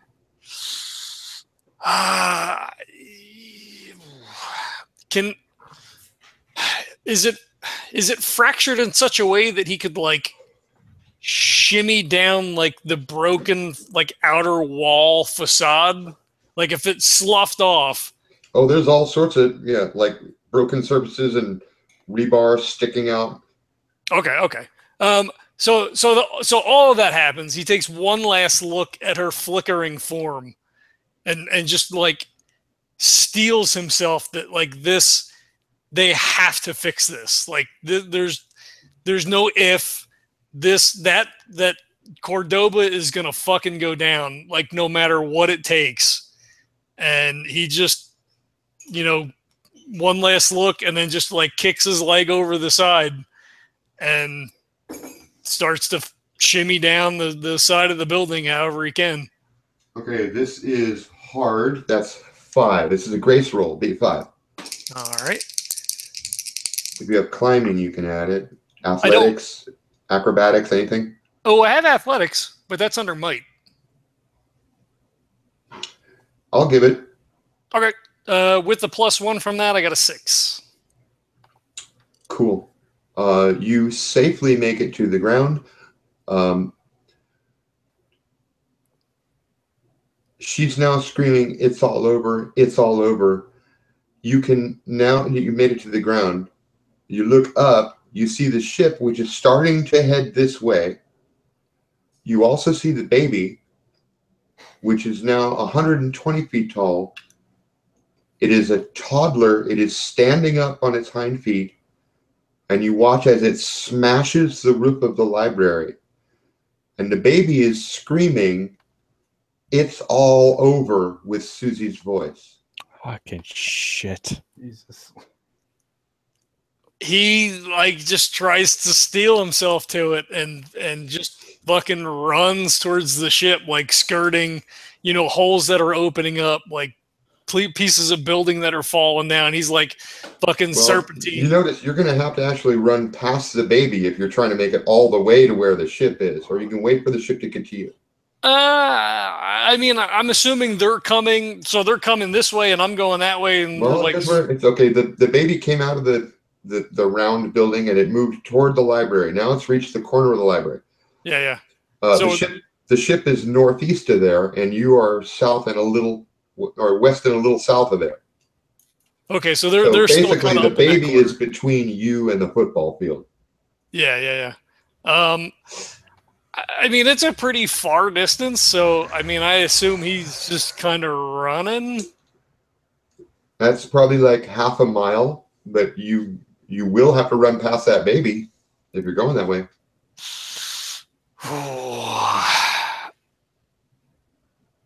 Yeah. The baby raises its little fist and smashes the building once again and screams, "It's all over!" It's starting to sound mad, and it's Susie's voice. So he'll run more north and not towards the baby because he doesn't want to get caught up in like either getting smashed or getting crushed by a piece of building that's going flying. Okay, so you run to the north around the library. Yeah. Okay, as you make it to the corner of the library, you see a big row of flowers pull themselves up out of the ground and begin moving toward you like a phalanx of flowers. Oh, for the love of God. He's like, no, not again. Fucking teeth. And And he starts running harder. Back to the guys in the ship. What are those? We've got to get to him. Oh, just wait. They get even worse. Oh, well, let's not let it get that far. I'm trying to punch it to get to him. I imagine you're trying to put the ship down right next to Nash. Maybe just kind of hover it so we can open the door and have him jump in without having to land. Okay. I know it's probably really tough in this environment. But... That will be challenging maneuver. That's a 3. Beat 3. Okay. Grace. And if needed, Nash can use either electronics or mechanics to try to conserve power and push it to the stabilizing units if necessary. Look, there's only one Nash in this game. You guys can't be Reggie. Your ship, goddammit. I'm so focused on you. It's all about you, Nash. Okay, if you want to help, I need to know now, and you'll make your roll at the same time. I will. Yeah, I would like to help. Okay, so you need to only beat 1, and that's a piloting roll. So you don't have piloting skill, do you? Oh, you do. You do. I got a 4 + 1, so 5. All right, so you do help. You've just delivered a +2 to Reggie's roll. Oh, that was my roll. That was Reggie. Oh, I'm sorry. I need Chip's help roll first. Okay, yes. Oh, I'm sorry. I think so. Do you want piloting, or would you like either a mechanics or an electronics, or same skill he's using? So pilot. Okay. All right. So I have no pilot, so I'll just be going off of Grace. Is it? Yeah. All right. In that case, I got a 3. All right. Same result. That's a +2 to Reggie's roll. All right. Good. Do you want me to re-roll or go ahead? Yeah. Okay. Please. Oh, this time I got a 5 + 1, 6 plus whatever the hell. And another experience point for another brilliant maneuver. You're hovering directly in front of Nash's next step. Oh shit! Nash, the ship has made it to you. It hovers down right in front of you. The door is open. He fucking dives for the ramp. Up you go. The baby has waded into the center of the library and is swinging its arms around, hurling books and bookshelves and pieces of concrete. Shit. It's screaming, "It's all over! It's all over!" He like clambers up the ramp. He punches the button. He runs to the front and he's like, "Get us the fuck out of here!" Oh, all right. I do. I try to. This is a slip dynamics roll. Get the fuck out of here. 4 + 2. That's a 4 + 2, 6. There is a strange tingling sensation. Reality becomes pixelated. You feel a cold and hot blade slice down the center of your being, and everything goes black. The ship tumbles and then stops tumbling, and you're back in Diaspora Ranch.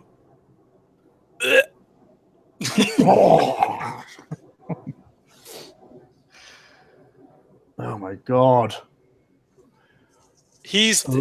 Nash is just like trembling in the seat. All right. Talk. What? You saw it. Oh. What happened? What happened in there?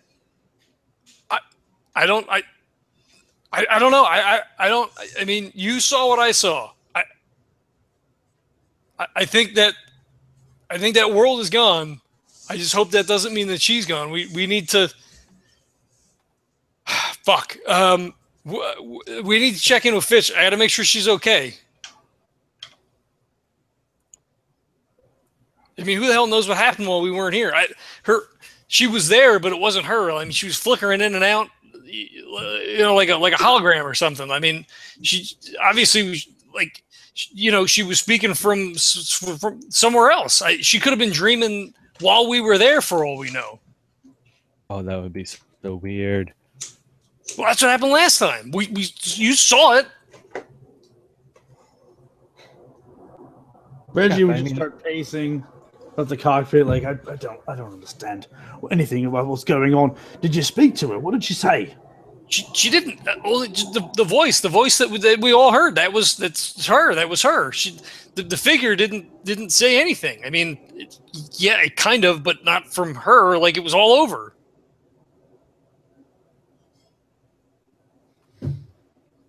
Well, maybe we need to go get her wherever she is. But she If should be that's with what's Fitch. going inside her dreams, then she's probably in some danger, and anyone else who's around her is probably in some danger. Yeah, exactly. That's what we gotta call Fitch and find out what the fuck is going on. Make sure she's okay. Where's your phone? Oh shit, you threw it, didn't I threw my phone away. God. Chip, give me your phone. He just comes to the same realization that he's forgot to record it of that. Oh my God! Don't be a robot. We're too far in for you to be a robot. Yeah, you're You're not auditioning for a robot. Am I better now? Yeah. Okay. Yeah, so Chip just came to the realization that he goes to pull his phone out of his pocket and he realizes that he forgot to record any of that. Oh my. And hands his phone over to Nash. He looks at you, he takes the phone, he kind of shakes his head. He's not sure if it's good or bad that you didn't record it. And he turns and he punches Fitch's number in. No, Todd, do you want to be Fitch for this? I don't know if you plan that far ahead to. I'm wondering if we break right here. Oh, we could. I mean, that's probably a good cliffhanger. Maybe Nash you go grabs and the record a phone, side session. punches in Fitch's number, and he's going, pick up, Fitch, pick up, pick up, pick up. Nice. And that's where we cut. That's Yeah. beautiful. I like it. Beautiful. Great Well, session. you made it back alive. And That's awesome. let's see. Okay, so that's 2 experience points for Nash, 2 experience points for Chip, and Reggie, you've made a total of 7 tonight. Jesus. So can I just what is that because of the rolls or where did that? Well, yeah, the two that everybody gets is for a slip out and a slip back. The extra 5 for you, that was all of those magic dice of yours. There, whenever you get a yes and, you get an experience point. And is it a yes and what's that, like 2? That 2 are better than the number you needed. Oh my god, okay. Yeah, well, yeah, I mean I have the 4 in Psyche. Yeah, I mean that's good odds every time I'm doing the slip the slip. Well, actually I was using Grace more than I was using that. Yeah, you mixed it up quite a bit, I think. You're just rolling really, really well. Yeah. Mm-hmm. I need to get me some of those pony dice. Yeah, I should have went to Right? HasCon too. It was a HasCon exclusive. They ran out of them quick, and they are beautiful. That is some beautiful, beautiful magic there. Mm-hmm. My Little Pony forever. I'm a fan forever. Well, that was incredibly fun. Yeah, it was it's a good game. I'm glad we got off the planet Earth this time. I really felt like you were kind of warning us not to go in the building. You're like, nope, this is fucked up. Nope, Like, that's fucked up. No, You don't really want to do this. My lips are sealed. Oh. Yeah, I felt like, I mean, it was something that he would have did. I mean, regardless of the consequences, like I think he was committed to that action to try to figure out like if she had some substance in that realm, you know, whether or not she's fading from like true Earth and like moving, like, you know, he has no clue. Like this is, everything is so out of his realm. Like it's just, he's a military guy. Go here, do that, shoot this guy, go protect this thing, go transfer. Like he doesn't. Well, I mean, you do have some psychology skill, don't you? That's true now, yeah. But like in the last month, like for as much as that. He does have psych at 1, but I mean I don't know that he would like tap that. You know what I mean? Not like this is a typical case. Yeah. He's kind of binary, so I don't know. Well, I think the fact that her voice came from the sky kind of proves that any Susie that was there was bigger than the Susie sitting in the chair. Mm-hmm. Right? So basically the whole place is Susie. Yeah. And the one sitting in the chair must be a part of Susie, like maybe her normal waking consciousness. Right. That makes sense. I mean, I mean, I guess they had to figure the whole world was her. Like, it's her construct of her being. Yeah. I mean, if you really sat and thought about it. Yeah, you're, in a way, or as close as you can get, you're inside her mind. Yeah. Which I guess is what they sussed out from last time. Kind of, that. Yeah, except for things are going to shit now. Yeah. Okay, now the world has turned literally destructive, whereas before it was just kind of scary. Now it's literally dangerous. Yeah. And she's in a dangerous situation. I mean, everything that's happening now is not good stuff. That probably doesn't bode well for where she is right now. Yeah. Well, we'll find out next time. Yeah, we will. I don't want to do it. Part of me would love to just cut to Fitch right now and give him the scene of what's happening in Susie's apartment. But we're going to have to hold on to that. All right. We'll have to make sure he shows up next time. Right. So we can bring this full circle. Nice. It kind of worked out well, though, because you were totally right. She does need supervision. Yeah. I thought after the last session, I kind of, thought was in my mind, like the cat's home alone. She's home alone. Like we didn't find anybody to sit with her because, Nash doesn't really know her friends all that well. Or, her parents aren't here. It was like, oh, well, this is probably not a good idea. Yeah. We even looked at her phone list to consider calling one of her friends at one point. But then Fitch was like, what are you going to tell them? Yeah. Yeah, it's not like we can take her to the police station and be like, hey, we need you to keep an eye on her. Something's going on. We're going to investigate. You'd be like, who the fuck are you? What are you trying to investigate? Like, no, that doesn't work. So, yeah, I mean, they're completely just fucking winging it, so.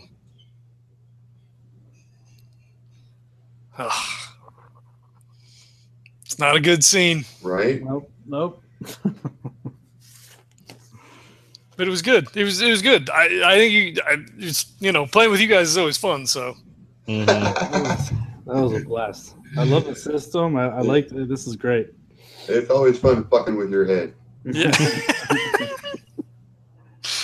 Well, Nash is a big bundle of fuck with. So. Oh God, yeah. That's especially now. Just he was really bad last time, and then kind of came around, and now he's like. Kind of bad again. Not as bad as last time. Yeah, that's true. It's, Reggie knows. I know a good therapist. Like Nash never wants to hear the word therapist again. Yeah, no, probably not. John, have you managed to listen to our first session? I listened to all of them because other John. Not you. I listened to the. It was 2/1 and 2/2. Oh, so you listened to the one with just John and Vince. Oh, all right. Yes. Yeah, he sent me that. He sent me that. Yeah. Yeah. So now that you've been in here, you should go back and listen to our first episode. Yeah, that's a good idea. I'm gonna have to do that. Yeah. In fact, it's kind of cool that you hadn't yet. I thought you had, but it's kind of cool that you hadn't yet because now. You can go back and listen to it, and diegetically, it's Chip telling you the story.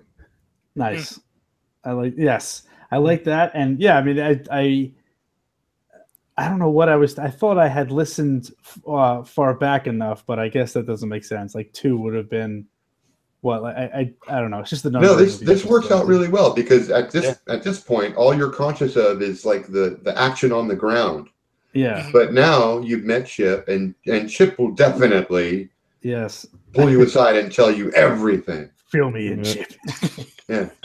What did I just get myself into? Chip is the kind of character who has to make a roll to avoid saying what's on his mind. Awesome. That's great. Oh yeah, I gotta start downloading those. Well, depending on what happens with Susie and Fitch, I think Nash is almost to the point where he makes the call to Cordoba to like set up the meet to be like, we're gonna fucking handle this right now. But I don't know that fixes Susie, so I mean, we'll see what happens. That fixes anything. That's well, yeah. I mean, to fix one thing, yeah. there's only be one person walk away from that meeting. Yeah, I guess we'll see what happens. Cool. All right. Well, thanks for running. It was awesome. Thank you very much for running. That was great. Can't wait for the next one. Thanks for playing, you guys. I love the way all of you portrayed your characters. Reggie, is really good to meet Reggie. Mm-hmm. And there's just so much character in between the lines that even when there's no real action happening, it's still enjoyable just listening to you guys. Yeah, that was a lot of fun. When I came in and I heard the accent that you were using for Reggie, I was like, this is going to be a good time. Good. All right. I'm glad that went over. I was like, all right, I'm going to do an accent. I can hold this for a while, so we'll see how it goes over. Well done. Well, you're committed now. You're all in with the accent. That's it. Yeah, I can't do it now. I'll be listening to this, or I guess watching it on YouTube over and over, just to make sure I don't forget. Oh man, you know what? Toward the beginning, I was thinking you might call Lithium again, and part of my head is going, "Shit, what voice did I use for Lithium?" I hope they don't call him because I don't remember. Yeah, Fitch called him off screen, so. Oh, here we go. DayTrippers session 1-1. Okay, got it. Yep. There you go. All right, cool. All right, well, thanks everybody for checking this out. We'll have some of that pre-game stuff will be edited to the back, so stay tuned for some of that. We missed the very beginning, when we play DayTrippers, I should just start recording as soon as people start coming in because we usually have a lot of good front-end material that kind of gets lost for the podcast, but good character stuff for us. So look out for some of that at the end, and thanks for checking us out. Good night, everybody. Thank you. All right. Awesome.